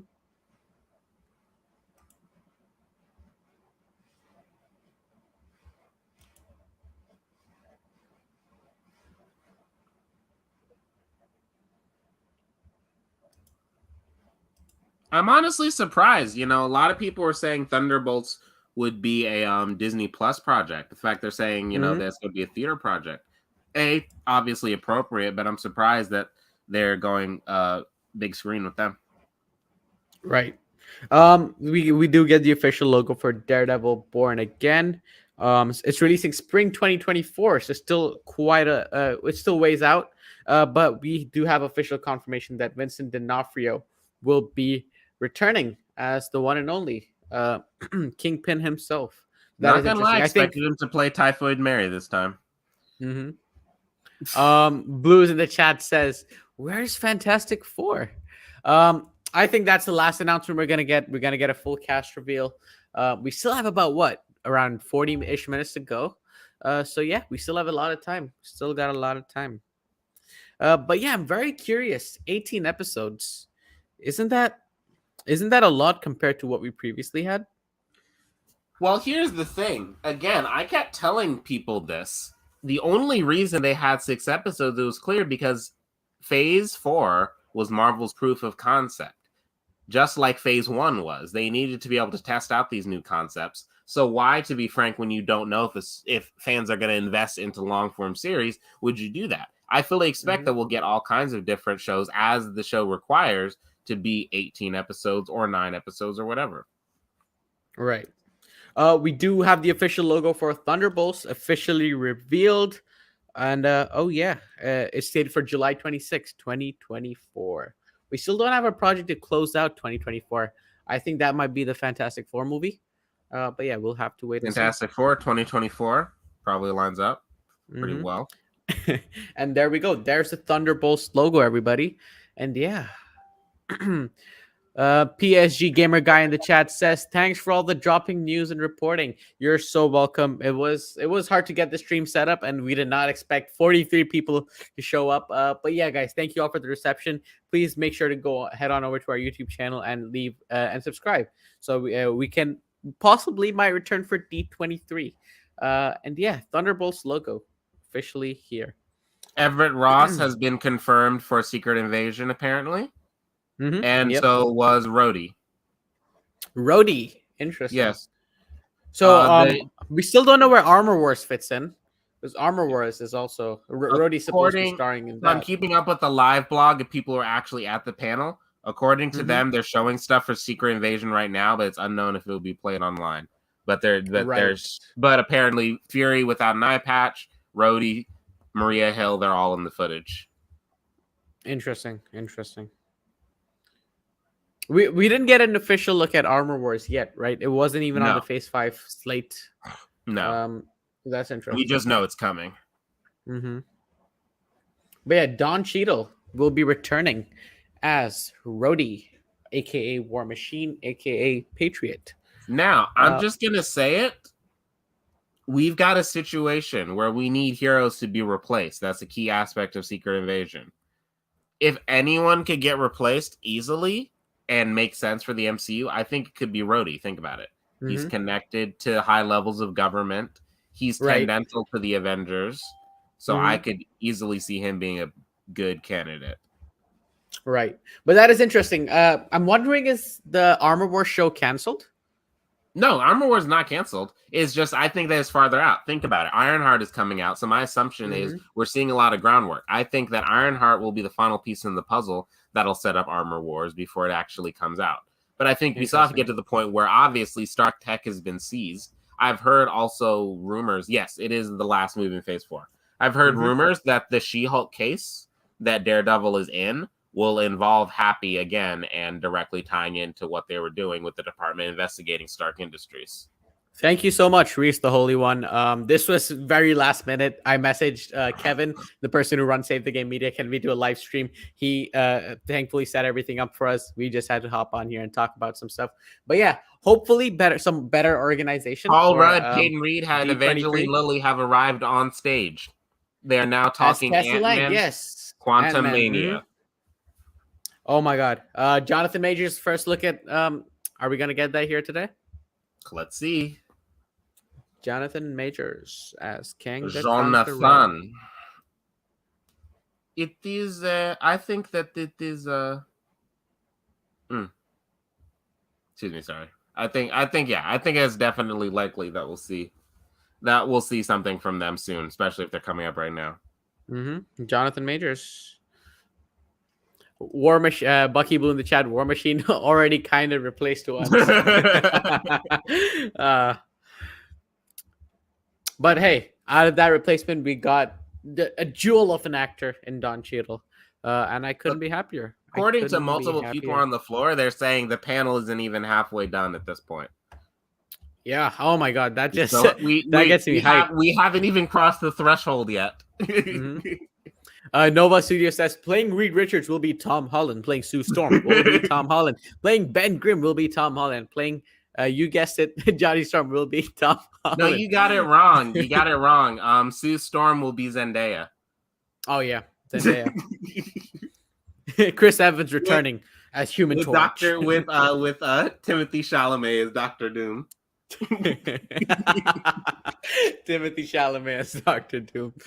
Okay, now while we're on topic real quick, I do think that Timothy would be really good. I've heard a lot of people talk about him for Harry. If Kang was white, I would have thought he'd be a good Iron Lad. Iron Lad, that would be interesting. I can definitely see him as an Iron Lad. Yeah, I've seen the things that they're saying about it being dark. I was actually seeing reports earlier. They're talking about it's going to be a lot more similar in tone to Infinity War and Winter Soldier than other projects. Interesting. But yeah, we've gotten a better look at Paul Rudd over here. This guy just doesn't age. He ages like fine wine, everybody. Speaking of which, according to what they're saying, they said that the movie is going to spend a lot more time in the quantum realm. No. Well, that kind of works out well. It'd be weird if they spent a lot of time in the Shadow Realm, honestly.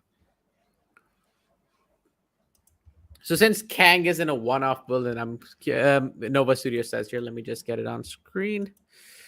So since Kang isn't a one-off villain, what will happen to Ant-Man? I'm scared. It is his third movie. It does wrap up his trilogy. You never know. It could be where they off him, you know? It could be at the same time. I don't necessarily think that this would be. I feel like it would be. I feel like he's a character who fans honestly have grown pretty attached to. But I do definitely think that this will be a major transition. The reality is even from this poster, Hank and Janet are not on it. I think that one of them could be easily out on their way. Probably Hank Pym would make the most sense since we've seen him. We're now watching. Sorry to interrupt you there. We are now watching some footage from Ant-Man Quantumania. Interesting. I guess that'll only be exclusive for San Diego Comic-Con people attending that showcase. But yeah, footage from Ant-Man Quantumania is being shown at SDCC. Scott Lang says he's pleased with himself for saving the universe. That's Paul Rudd. Scott has been busy at work-ish with a little book. I don't know what I'm allowed to say. Interesting. Noah Studios in the chat. Yes, we are getting some. That kind of lines up because didn't Kamala mention that Scott had a podcast in Oh yeah. And he was basically recapping all the events of Infinity War and Endgame for everybody. That could be a fun angle. Having the little guy who ended up helping save the universe maybe get a little bit big of a head. That could be a fun angle.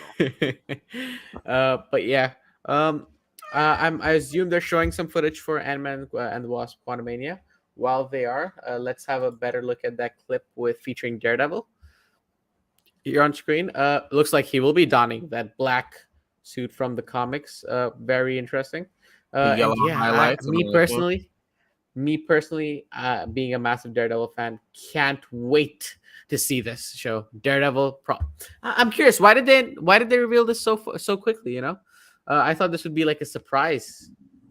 In all honesty, I think it's the fact that they're positioning Daredevil to be basically the guy.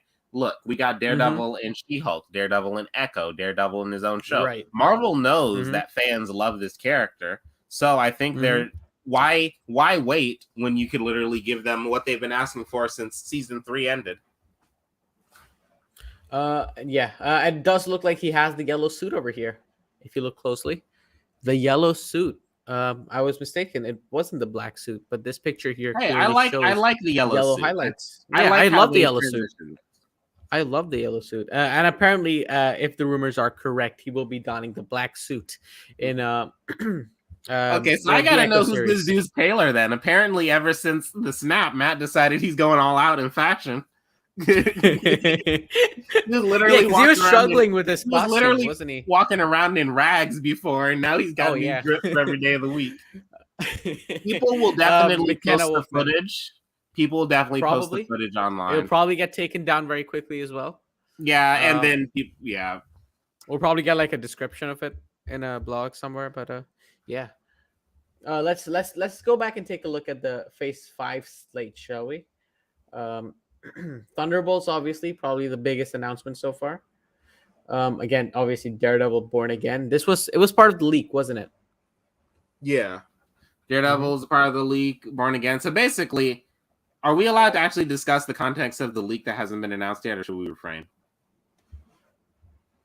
All right. So here's the full Phase 5 slate, you can say. Um,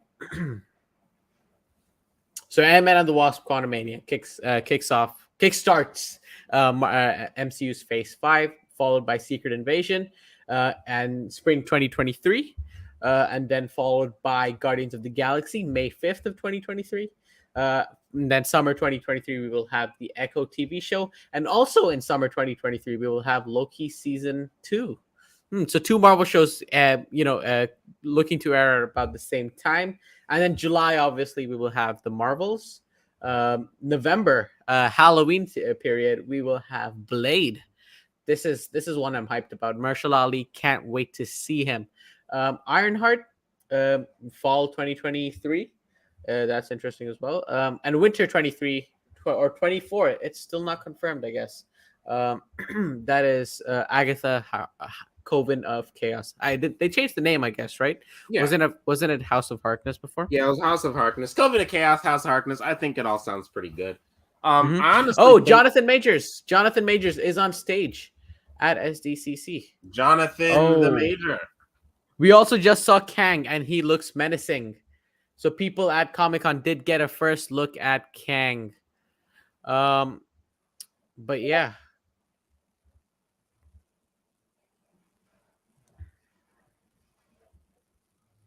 MODOK apparently also.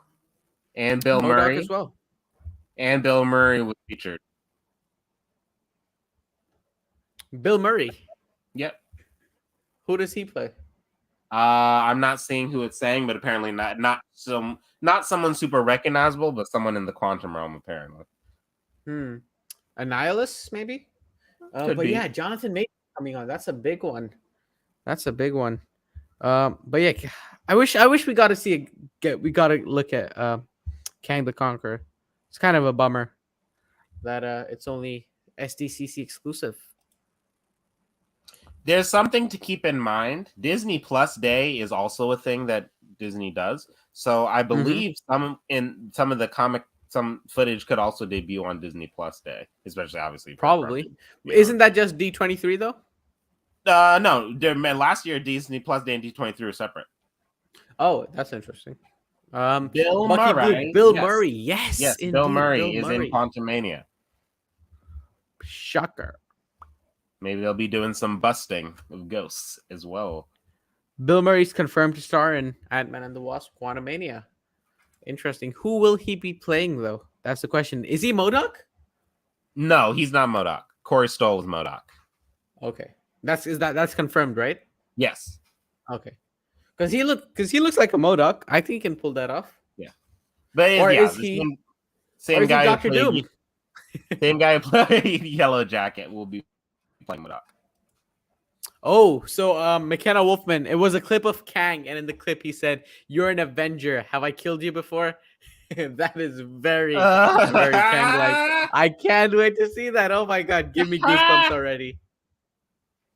Oh my gosh. MODOK is confirmed to be appearing in Ant-Man and the Wasp: Quantumania. Got that as well.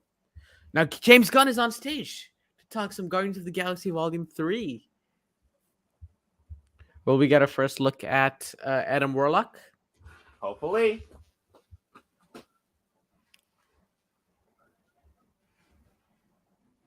James Gunn. Curious. He didn't have I was expecting him to be at the DC panel announcing some Peacemaker stuff. But yeah, he wasn't there.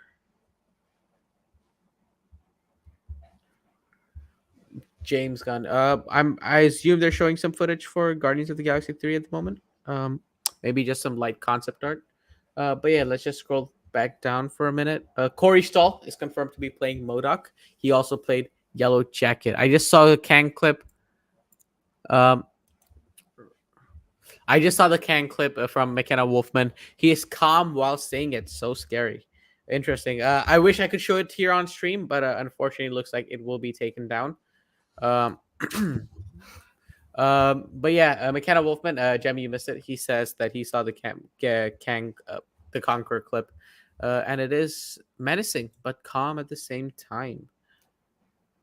I wish we could show. I did find the Kang clip on Twitter. I wish we could see it, but unfortunately, the stream might be taken down if we do show it. So yeah, still waiting on some more updates. Still some Guardians of the Galaxy.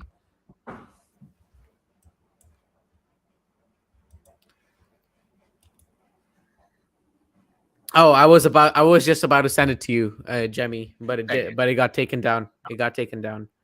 McKenna Wolfman, if you can send it to us on Twitter, my Twitter handle at amon_m05, and I can possibly figure out what to do with it. But yeah, McKenna Wolfman, this is my Twitter handle. So if you can send it on I there, have a save function set up. So if we find a clean copy, I'm basically just going to immediately save it. Probably won't be able to show it, obviously, on any live streams. But for people who want to have it in the future, I'll have it saved as soon as we can find a good one. All right. That sounds good. Taken down already, McKenna Wolfman. Unfortunate. We are now getting a first look at Guardians of the Galaxy Volume 3. Oh my God, Marvel, you're killing me with these first looks. Come on. Why can't we see it, huh? But yeah.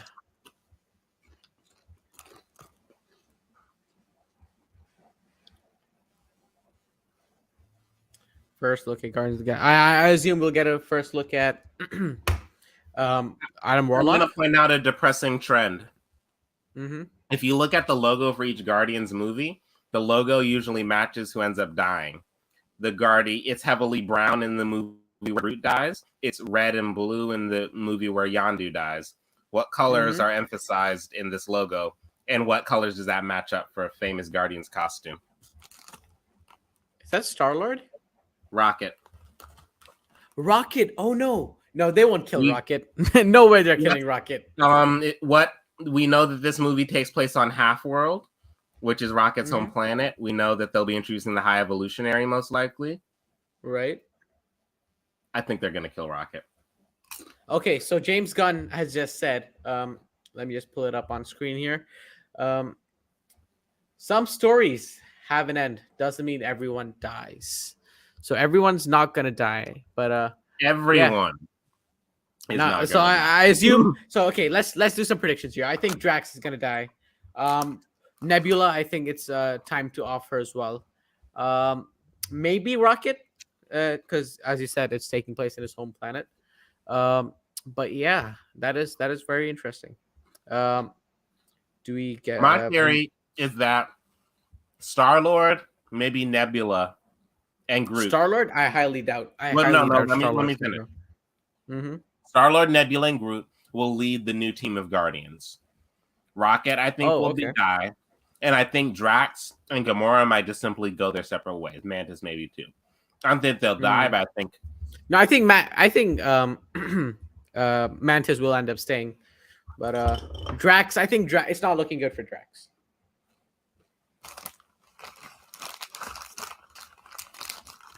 They recast Drax. I thought Dave Bautista said he was done with it. No, he said he is done with it after this movie. So they're either gonna kill him off or just sort of write him out of the story. Man, that is very clearly Dave Bautista.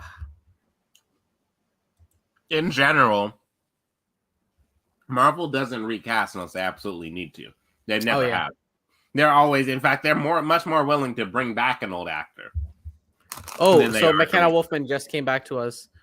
In the clip, apparently, Scott Lang says, "I'm an Avenger," and Kang chillingly replies, "I'm a conqueror." Oh God, I want to see this clip. Oh my goodness, Marvel, why are you doing this? Show it to the world. But yeah. Oh, hi. So the person from Peacemaker, he's also in Guardians of the Galaxy. Chukwudi Iwuji. He stars as High Evolutionary. Evolutionary.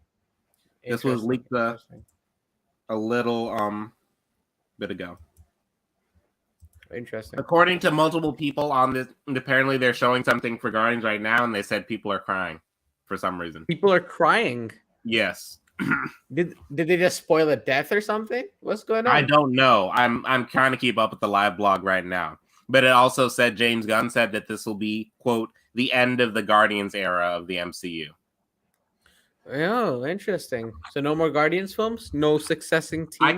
They could have the Annihilators come in. Oh my god. Maria Bakalova from Borat 2 stars as Cosmo, the space dog. Oh my goodness, this is hilarious. I have an interesting voice for Cosmo. Usually they go with the masculine Russian voice, but I guess Cosmo's a good girl. Mm-hmm. I'm sorry, is that Wallace and Gromit? Twitter is phasing out at the moment. What was that thing for Wallace and Gromit? I have no idea. Twitter is crashing because of the unexpected traffic here, everybody. So bear with me. Marvel ruining everything. I know, right? Just release everything to the public. God, my voice is dry. But yeah, guys, 41 viewers. We'd all appreciate it if you go ahead and subscribe. James Gunn confirmed that we will see Baby Rocket in the movie, and we will be delving into Rocket's origin story. Interesting. Oh, then I have a that raccoon is going to die. That raccoon is going to die. Oh my goodness. No. No, not Rocket. Oh, Will Poulter is on stage. They just revealed the full cast of Guardians of the Galaxy.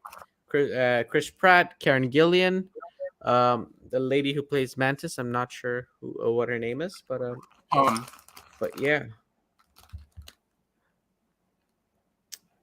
Will Poulter looks jacked, everybody.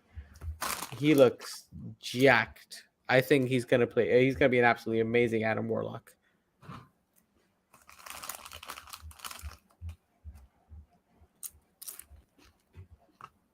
But yeah, curious, what do we have next after Guardians?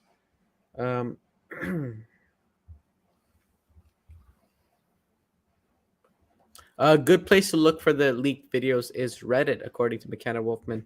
I will get onto that as soon as the stream is over. Because again, Kevin must really have all the snipers out in function for the fact that nothing is leaking right now. This is literally bigger than the Phase 4 announcement, and we're not seeing anything get out online. Oh yeah. But yeah, this is massive here, guys. As I said, I was expecting big things. And by the looks of it, we are getting big things here tonight. And yeah, Phase 5 announcement. Not disappointed so far. Still hoping for some X-Men related project. Maybe one day. But yeah, hopefully we get that today. But I wonder if they do announce the entirety of Phase 5, what are they going to say for D23? Is it stuff that's way out in the future, or Phase 6? I don't know. I mean, for what it's worth, this isn't. Let's point out that all of these projects end in 2 years. They have not yet announced anything beyond the next 2 years of the MCU. That is true. We've only gotten things till 2024, is it? Yeah, 2024. Yep. Mm-hmm. So yeah. But yeah, I do think we're gonna end on one more thing. You know, Kevin Feige's surprise. I think it's gonna be either the X-Men or the Fantastic Four. I think those are the only two things that are big enough to round off this. You know, this big of an announcement. But all of the Guardians of the Galaxy cast are very emotional on stage because it is the last Guardians of the Galaxy movie. Interesting. Chris Pratt is crying. Oh no. Not Pratt. Oh no.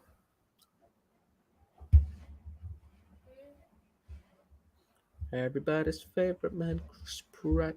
Apparently, according to people, they said the trailer shows Gamora leading a team of Ravengers. Oh, interesting. Separate Gamora. From the Guardians. Yeah. Mm-hmm. Zoe Saldana isn't here at the moment on stage, so that's interesting. But yeah, Chris Pratt, everybody, in all his glory. That is definitely one of the whitest Chris's in Hollywood.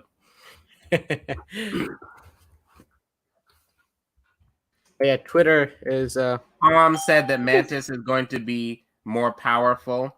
Her power is going to grow, and she's also going to gain confidence in the movie. good. Good. I'm happy Be for her. excited to see that. I think she was a character that was underutilized before. So yeah, I'm glad. I'm glad that's the route they're going for. Yeah, I think we still have a lot more time for the Marvel panel left. I think we're gonna get some more closer looks at some more projects here. Or are we gonna get? You think we're gonna get a closer look at Blade?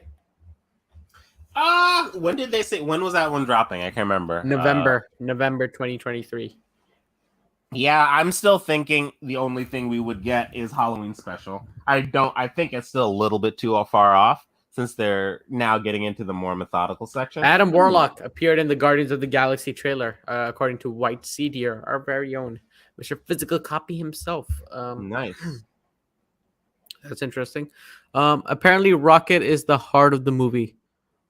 They showed a bunch of painful flashbacks of Rocket, so he for sure is going to die, according to McKenna Wolfman.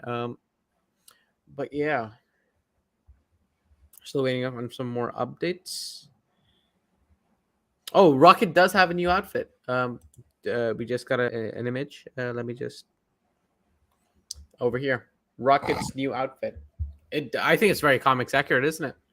Yep, that is pretty much his exact. That's his exact suit. All right, I was able to download the Guardians clip, so I'm going to send that to you. All right, awesome. Again, guys, I wish we could share it over here, but we don't want. Oh, Reese the Holy One says this is from Endgame. Oh, Yeah. It is from Endgame, isn't it? Is it? Oh yeah, I don't know. Oh well.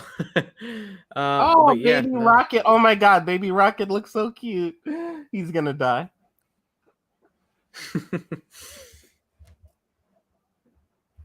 Did he get a shot of what's his Adam Warlock in that trailer?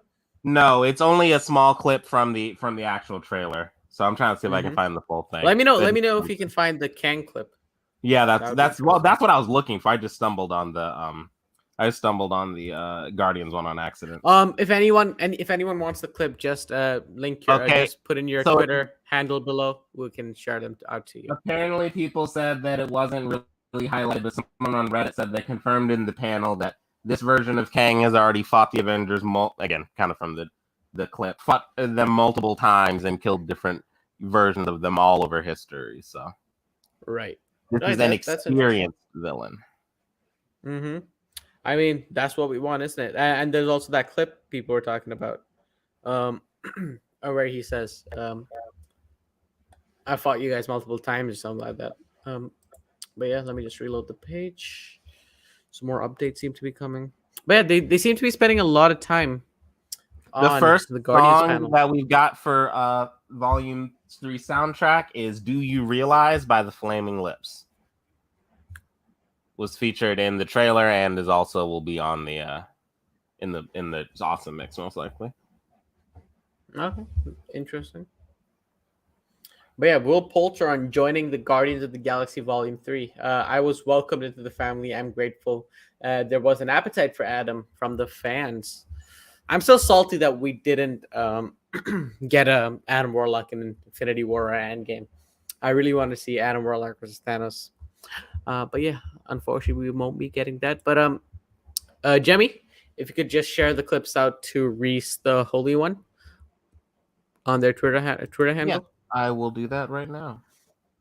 Awesome. Just send it out to me as well. All right. Uh-huh. But yeah, still waiting more updates. I think they're gonna talk about Echo next. Oh, Chuck Woody Iwuji enters as High Evolutionary. He comes in full costume. Oh yeah. Do we have pictures? Yes, we do have pictures. Right over here. Discussing film. Right over here. Come on, Loden. There we go.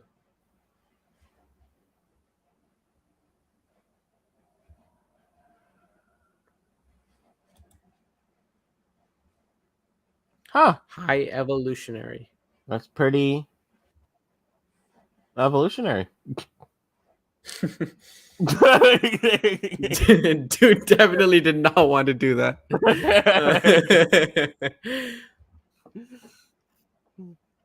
YTD in the chat. We need some damn trailers, Marvel. Yes, we do. I'm honestly Killing shocked us out we've here. gotten so many future announcements, and we literally have not heard anything for Black Panther, the movie that comes out in like 3 months. Oh yeah, I think they're probably saving that for last, I guess, because they'll probably have a full blown trailer for that. Jemmy, Reese the Holy One and McKenna Wolfman have sent their Twitter handles. If you could just send it to them. I'm sorry. Could you just put that in the chat? It's kind of hard for me to keep up with this. I'm trying to look at. Can you just put their handles in the chat? And I'll send it. Here. This is. I just pinned it on the chat here.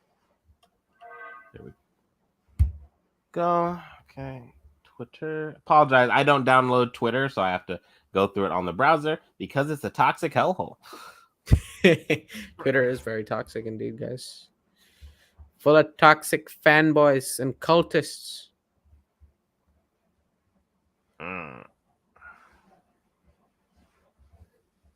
But yeah, still waiting on some more updates from the panel.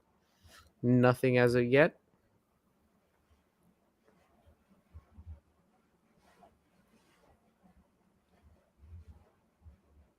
Everybody, if you want the clips, username. What on earth? HL, was that a 1? That's a 1. Okay. Oh my god. I'm showing up no results. Okay, shoot. Okay, look at the host chat, Aman. Yeah, I saw the clip. Clip. Just can you? So just make sure I sent it there, and then I'm trying to get. I apologize. I'm trying to get to the other thing. I'm just not seeing that handle, unless I typed it in wrong.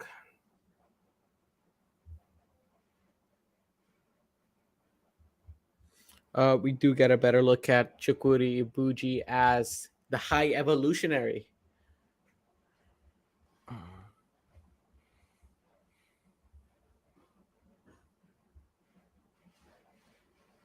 And guys, for everyone watching, if you could just head on over to our YouTube channel where you're watching this, most of you at least, make sure to subscribe.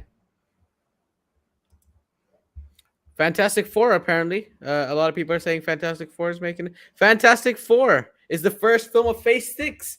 Oh my god, they're announcing Phase 6. Holy shoot. Phase 6 is happening. Jemmy, can you hear me?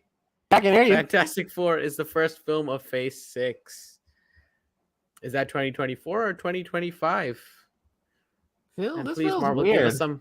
This November 8th. November 8th, 2024. Yes. All right, casting. Yes, all right, casting. Come on, let's keep this going. Casting, let's go. You got to do it now. Give it to me. Give me what I want, what I need. I mean, they're going all out here today, guys. Oh my goodness, I did not expect this. So we're on to Phase 6. But yeah, Fantastic Four, everybody. And so apparently the clip that people were crying at was it shows the High Evolution. Avengers Kang Dynasty has just been announced for May 5th, 2025. Avengers Kang Dynasty. Oh my god, looks like the trades were real. Holy shoot. Phase 6, they're announcing the entire Phase 6 lineup here, everybody.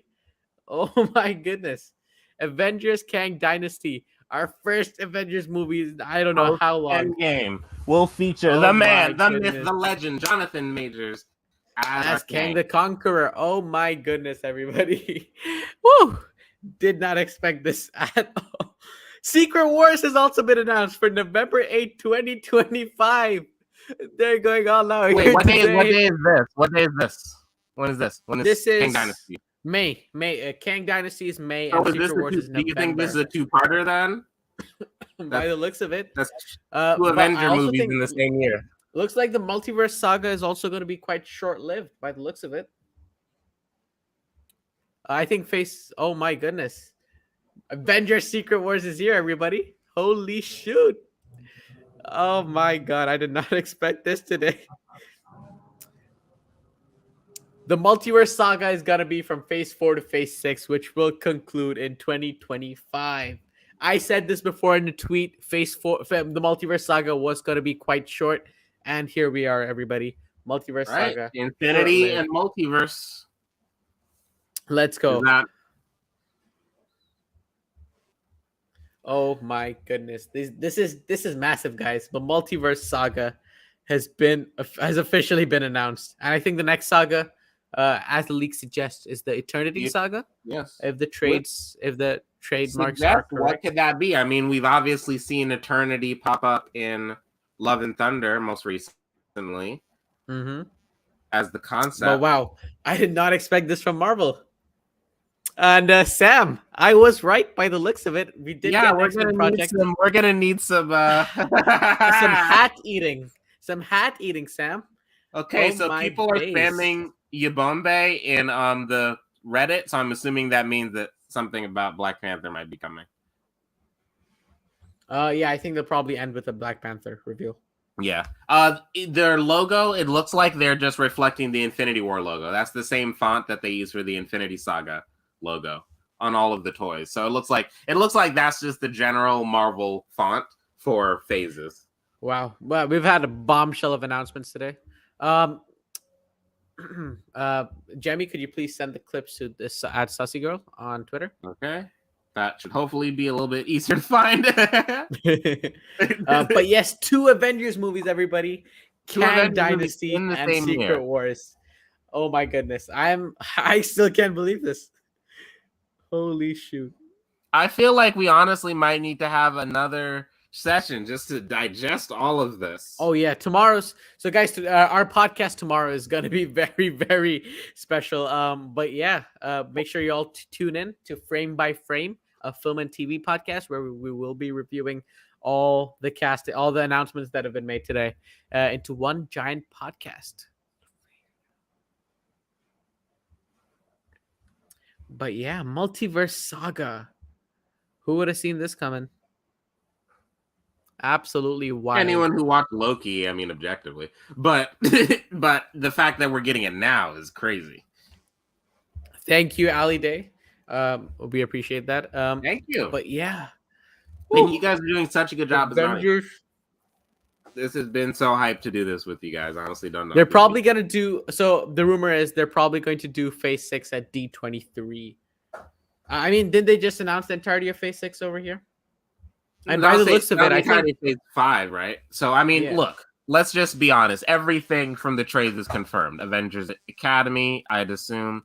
Red Guardian project, all that type of stuff. I'm assuming then will be D23. Yeah, I think X-Men is most likely after Phase 6, then, isn't it? Because there weren't any X-Men projects in the pipeline. I mean, if the phases are if Phase 4 is from 2021 to 2024, if we're only doing 3 to 4 year phases, we got an update on Phase 6. So Phase 6 so far is Fantastic Four, Avengers Kang Dynasty, and Avengers Secret Wars. Okay. Are they gonna end it with an X-Men announcement? Casting, give me casting. My kingdom for everybody. Wakanda Forever is next with the live musical performance. Live musical performance. Okay, I just wanna give everybody an L. Everyone was saying don't expect anything major. Marvel's not gonna do anything big here today, but they just dropped a bombshell of announcements. Everybody, holy crap! I just feel kind of bad because, to be frank, I was trying to be a defender. I was like, DC's panel wasn't that bad. Oh god, poor DC. Poor DC.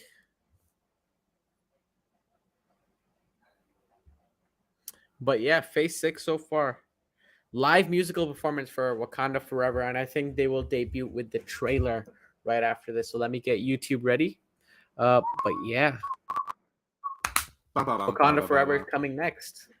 I am indeed the prophet, everybody. I am indeed the prophet. I predicted the Sony Bungie acquisition, and it's now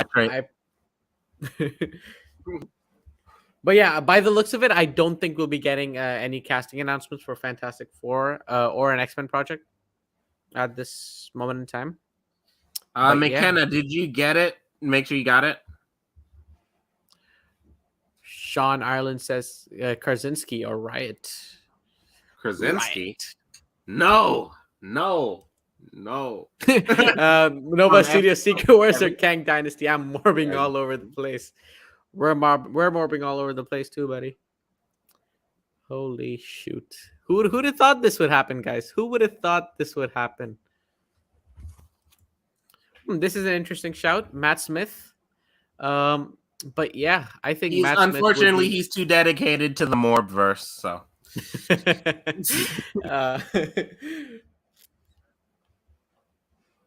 but yeah, I think Black Panther Wakanda Forever trailer is imminent.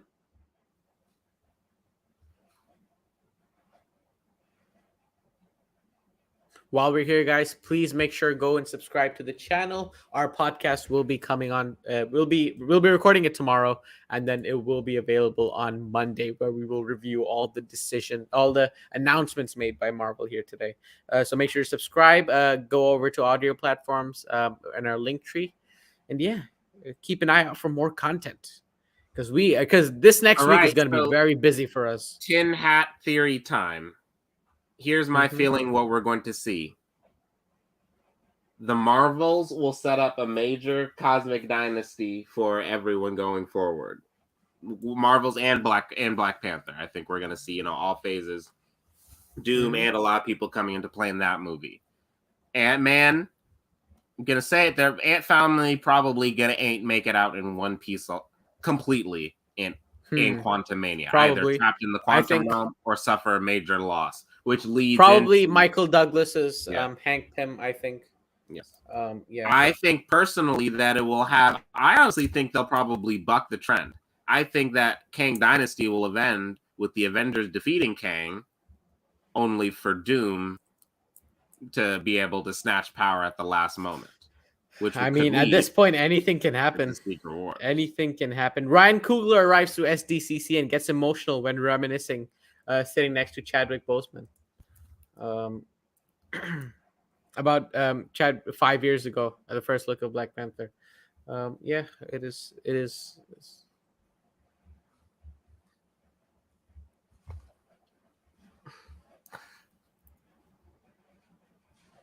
But yeah, trailer announcement is imminent, guys. I believe so.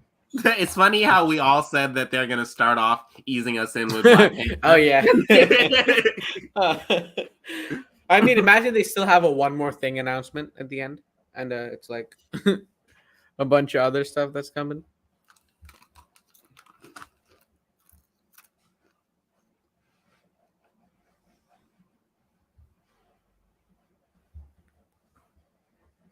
Another thing I think people need to remember. Temper your expectations for how many heroes will be in Secret Wars. Keep in mind that there are two major Secret Wars. 2015, which was an all-scale multiversal war, and the original Secret Wars, which was focusing on teams of heroes fighting each other and teams of villains fighting each other. So I think that it honestly might be an adaptation of the two, just in a similar way to how Infinity War wasn't necessarily the Infinity Gauntlet saga. So just keep that in mind. But yeah, I think a trailer for Black Panther is imminent at the moment. So let me just get the right sharing settings. According to someone on Reddit, they said they have an infographic on screen that has 8 blank slots for Phase 6. 8 blank slots? Yes. Oh my god! It must be all those trademarks they filed then, right? But yeah, 8 blank slots. That is a lot to take in, guys. Wow. But yeah, White Seed here in this chat says, for once, I don't think we need a one more thing. I don't know, man. More the better. The more the better.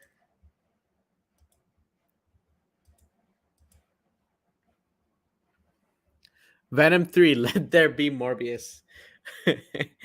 But yeah, so wait on a few more announcements.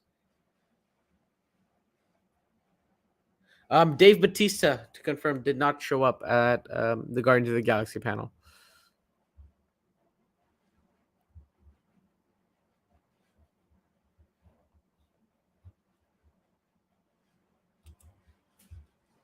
But yeah, guys, we're just waiting. We're just waiting for McKenna Wolfman. There were more trademarks for an Eternity Saga with Avengers Excursion, a bunch of other projects, a Red Guardian project. I think I do have a picture. I'll just send them to you in a minute as well. But yeah, there are a lot more projects. Avengers Academy. I guess that's a Young Avengers project. I guess training all the next generation of heroes. We have Kate Bishop now and all of that. So yeah, a lot more coming. So, do you guys think we're gonna get a Black Panther trailer?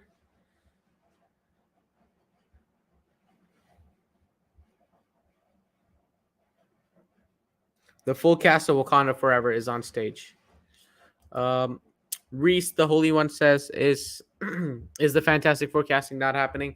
By the looks of it, unfortunately, it might not be happening. But yeah. Sorry about that. I had to throw some trash. Anything big? Nope, not at the moment. Tina Huerta and Dominic Thorne will play Namor and Black and Ironheart in the Black Panther Wakanda Forever. Tina Huerta is on stage, everybody. So first official look at Namor, Mr. Namor himself.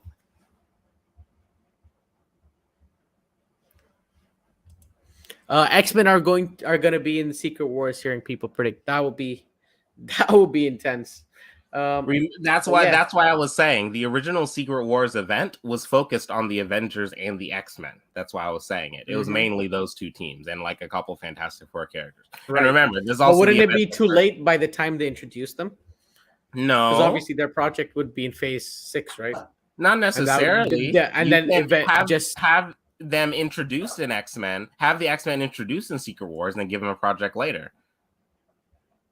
Interesting. They do always have a mini tease. I'm thinking Deadpool, honestly, because Ryan Reynolds was confirmed to be around San Diego Comic-Con, but there's been nothing. So I think they could announce Deadpool 3 date, but that's the only thing I'd expect. I don't think it's going to be anything different.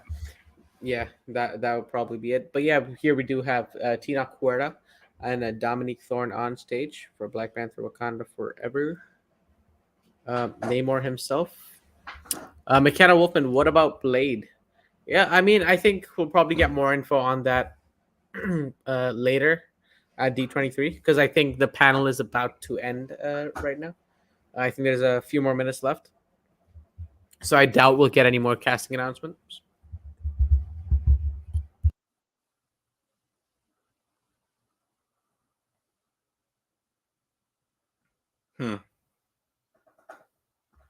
I saw someone on the Reddit say they officially confirmed that Wakanda Forever will be set mainly in Wakanda. Wow. I was honestly thought they might have it be in space this time. So I'm glad they're sticking to what they know. Maybe Manhattan, New York City. Maybe Scarlet Witch movie announcement. I doubt that would happen. I think the last announcement is going to be the Wakanda Forever trailer because we only have about 5-ish minutes left. So I think that's what they're going to end with.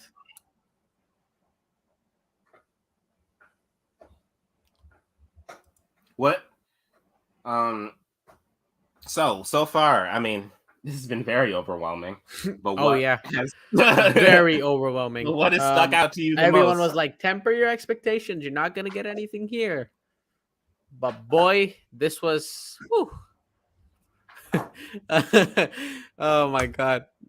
These poor VFX teams with 2 Avengers movies in 2025, they need a raise. I mean, I was a couple of months ago, I was talking to a bunch of people on Twitter, and they were all like, oh, we won't get Secret Wars to like 2027, 2028. But guess what? 2025. I did say it was going to happen early. That has been the thing. That has been the common thing that people have been saying about the MCU before. They said we wouldn't get Civil War until later. They said an Infinity War project didn't make sense, so we had more heroes. Now it's going to be Secret Wars. Here's the reality. Yeah, it's probably going to be different than the Secret Wars we're used to, but I definitely think that they literally have shown that every time it's time for a major event, they bring what's necessary to the table. I do. I really do hope they end with an X-Men announcement today. I don't think there's enough time for it, but yeah, I'm still clinging on to threads here. Movie I'm in.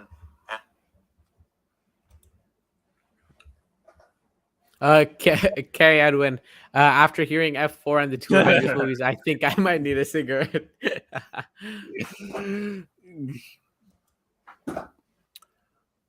What's the possibility of a delay for some of these? Probably, likely.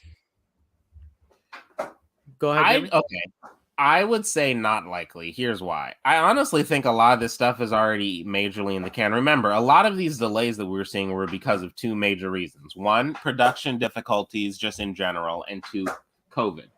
Now that I think COVID, even though it still exists, it's a lot less of an issue. The film industry basically figured out how to film during COVID completely fine. So even if another outbreak comes out, there basically is very little worry that we'd actually have to shut productions down because now they know how to do it. In terms of the actual production tech side, I mean, that entirely depends on them. But keep in mind, none of these, I think, are small projects. A lot of these are major. And so I would say that they probably would have a lot of incentive because the reality is there's a reason, I think, why Avengers movies are coming in 2024 is because people have been antsy for another Avengers movie. So they're going to try to make sure they honor, I think, these deadlines as close to it as possible. Nova Studio says they might release first looks onto the internet soon after the panel. I sure do hope so because I'd love to see Kang in all his glory. Yeah. Kang Gang 2024. Let's go. Let's go. 2023. He's coming next year. And then Kang Dynasty. Oh, yeah.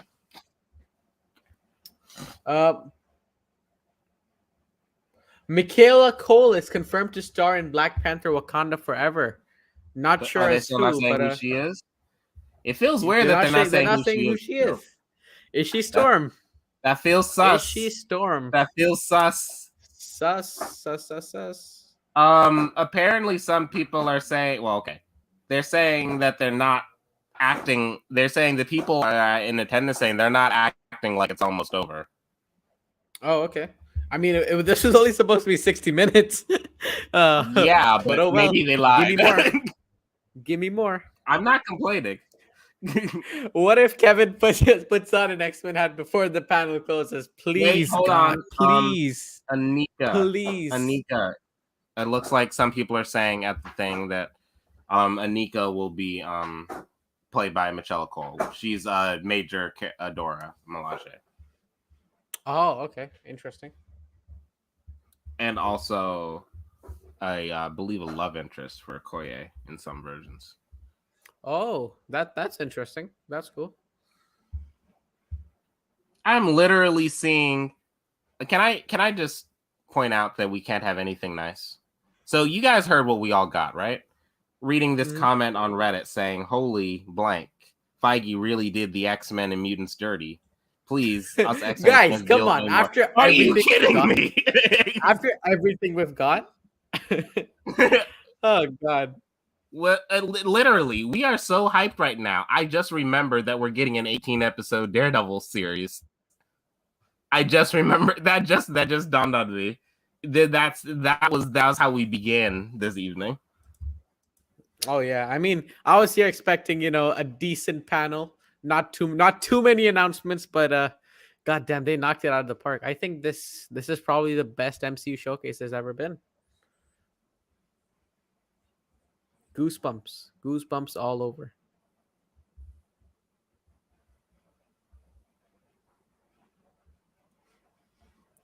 But yeah, no. Reese the Holy One says, "Be grateful." Yes, be grateful, everybody.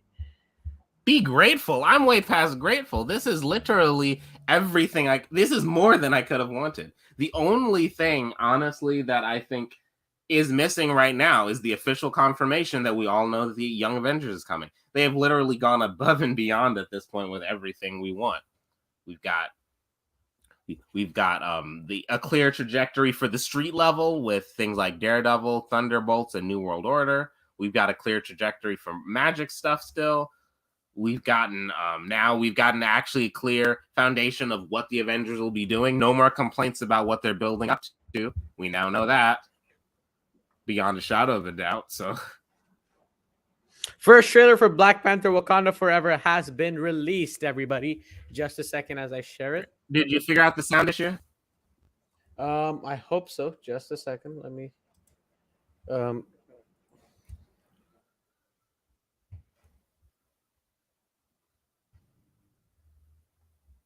Forever. Let's have a look at the trailer. Woohoo! Okay, 1 minute ago. Let me try and get the sound in.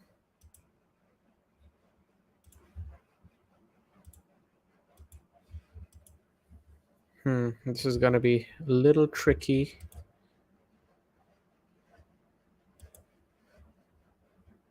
Okay, here we go.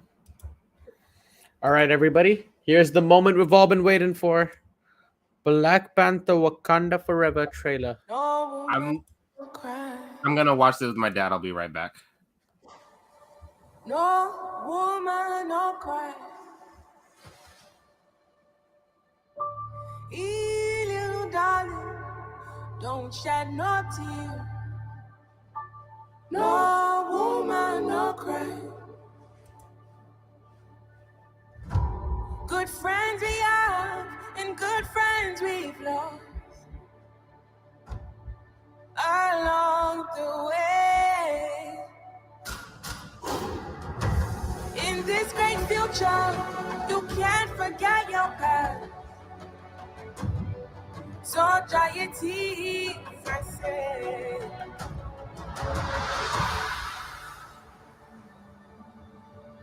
This is hype. Oh my god, Neymar! Oh my goodness.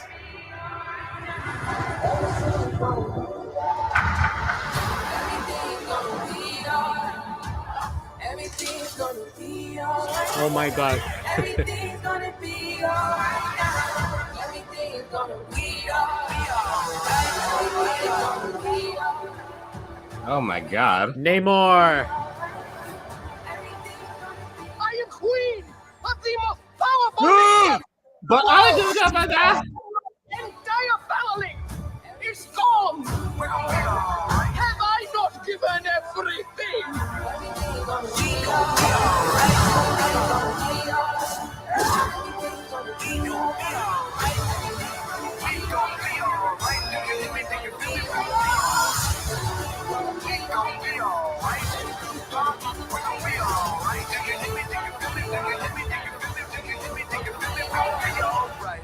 And when I wake up,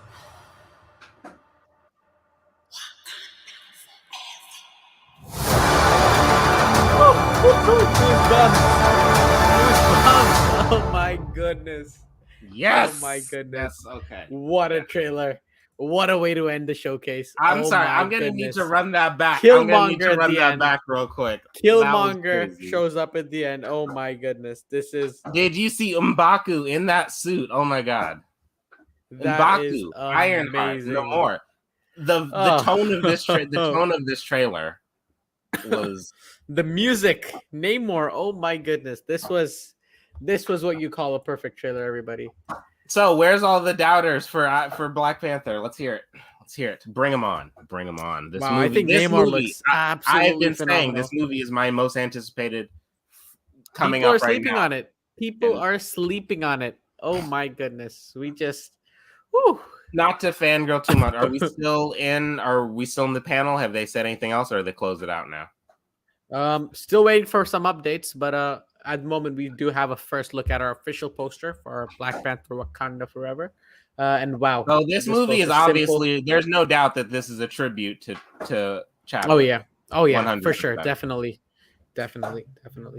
And yeah, Namor over here looking badass. Notice how And, go back up. Notice how that parallels that first shot of T'Challa walking out of the water. in Oh the yeah. movie when he Mhm. when he went to the ceremony.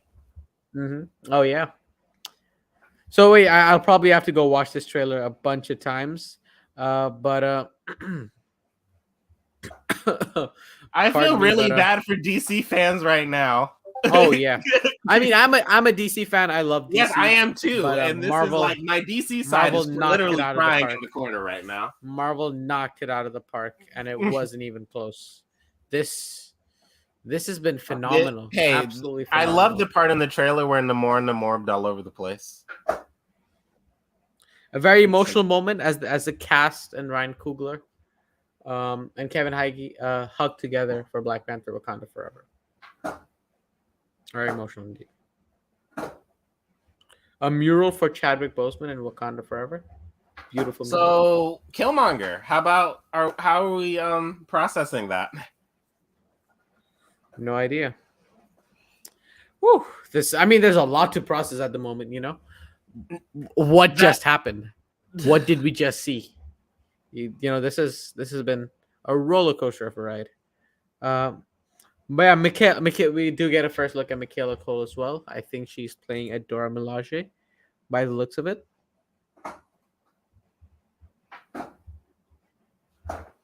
But yeah. Whew, this was a jam-packed trailer. A jam-packed trailer. That is the way you end a show, people. I think this is a testament again to what Marvel's doing in Phase 5 and 6. Look at the She-Hulk trailer. Look at the Black Panther trailer. Both were totally different tonally, but I think both were perfect what they needed to be. Exactly. For this type of project. Exactly. Both capture the essence of each show and how each show differs from from one another. But yeah, we're still waiting for updates. Seeing if there are any additional announcement we should be waiting for, or we can. But so, yeah, wow. I have a question. I have a question. Mm-hmm. There's one thing that I've been curious to see. I'm a big rap music fan. Kendrick did the album, produced the album. Do you think that he's going to produce the second one? Because they obviously had him. They obviously had All Right sampled in this. Do you think he'll produce the second one, or do you think they'll find someone new? I don't know if Kendrick is the right fit for this. I've heard rumors that, again, people will say whatever, but I've heard rumors that they actually might have talked to Doja Cat, which I honestly think is out of the box, but I think could do really well, especially what she was able to do with the what's that movie? I don't know about Doja Cat, if I'm being honest. Birds of Prey. I think Birds of Prey, how she was able to, do a good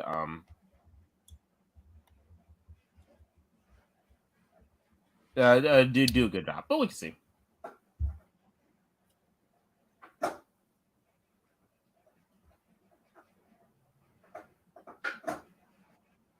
But yeah, guys, that was one heck of a trailer. I need to watch that again. Oh yeah, like now. Let's just keep it playing in the background while we wait for more information if the panel's over or not. So we'll have that playing. Let's do this one, and then after this, let's go and do the She-Hulk trailer with sound, since we didn't get to do a sound before.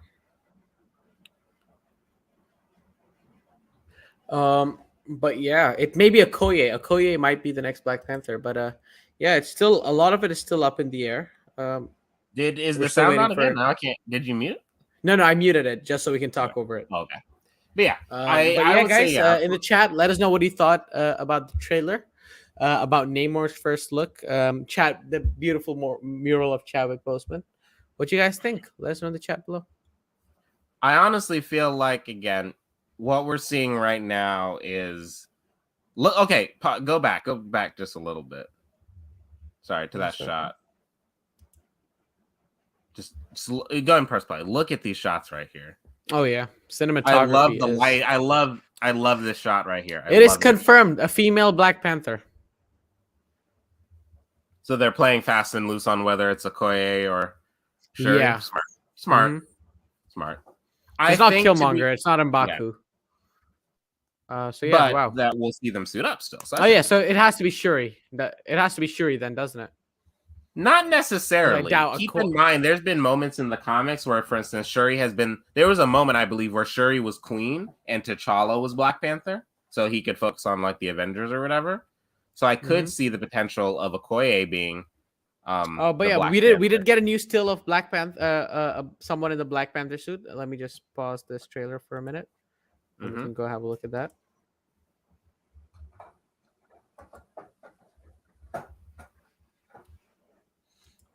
But yeah, Shuri's actor wasn't on set and caused a decent amount of trouble for the studio with the whole vaccination controversy and all that stuff. But yeah, do we have a one more thing announcement? Everybody still waiting. Or I I think this was think the Avengers might have been the one more thing, and they decided to do out of Probably. order. yeah. And this was, I think this was the perfect way to end the show. Very poetic and Yes. yeah. This is the first look at the Black Panther suit. Oh yeah, that's not that. I'm sorry, but Killmonger doesn't have Yeah, it's not Killmonger for sure. cake like that.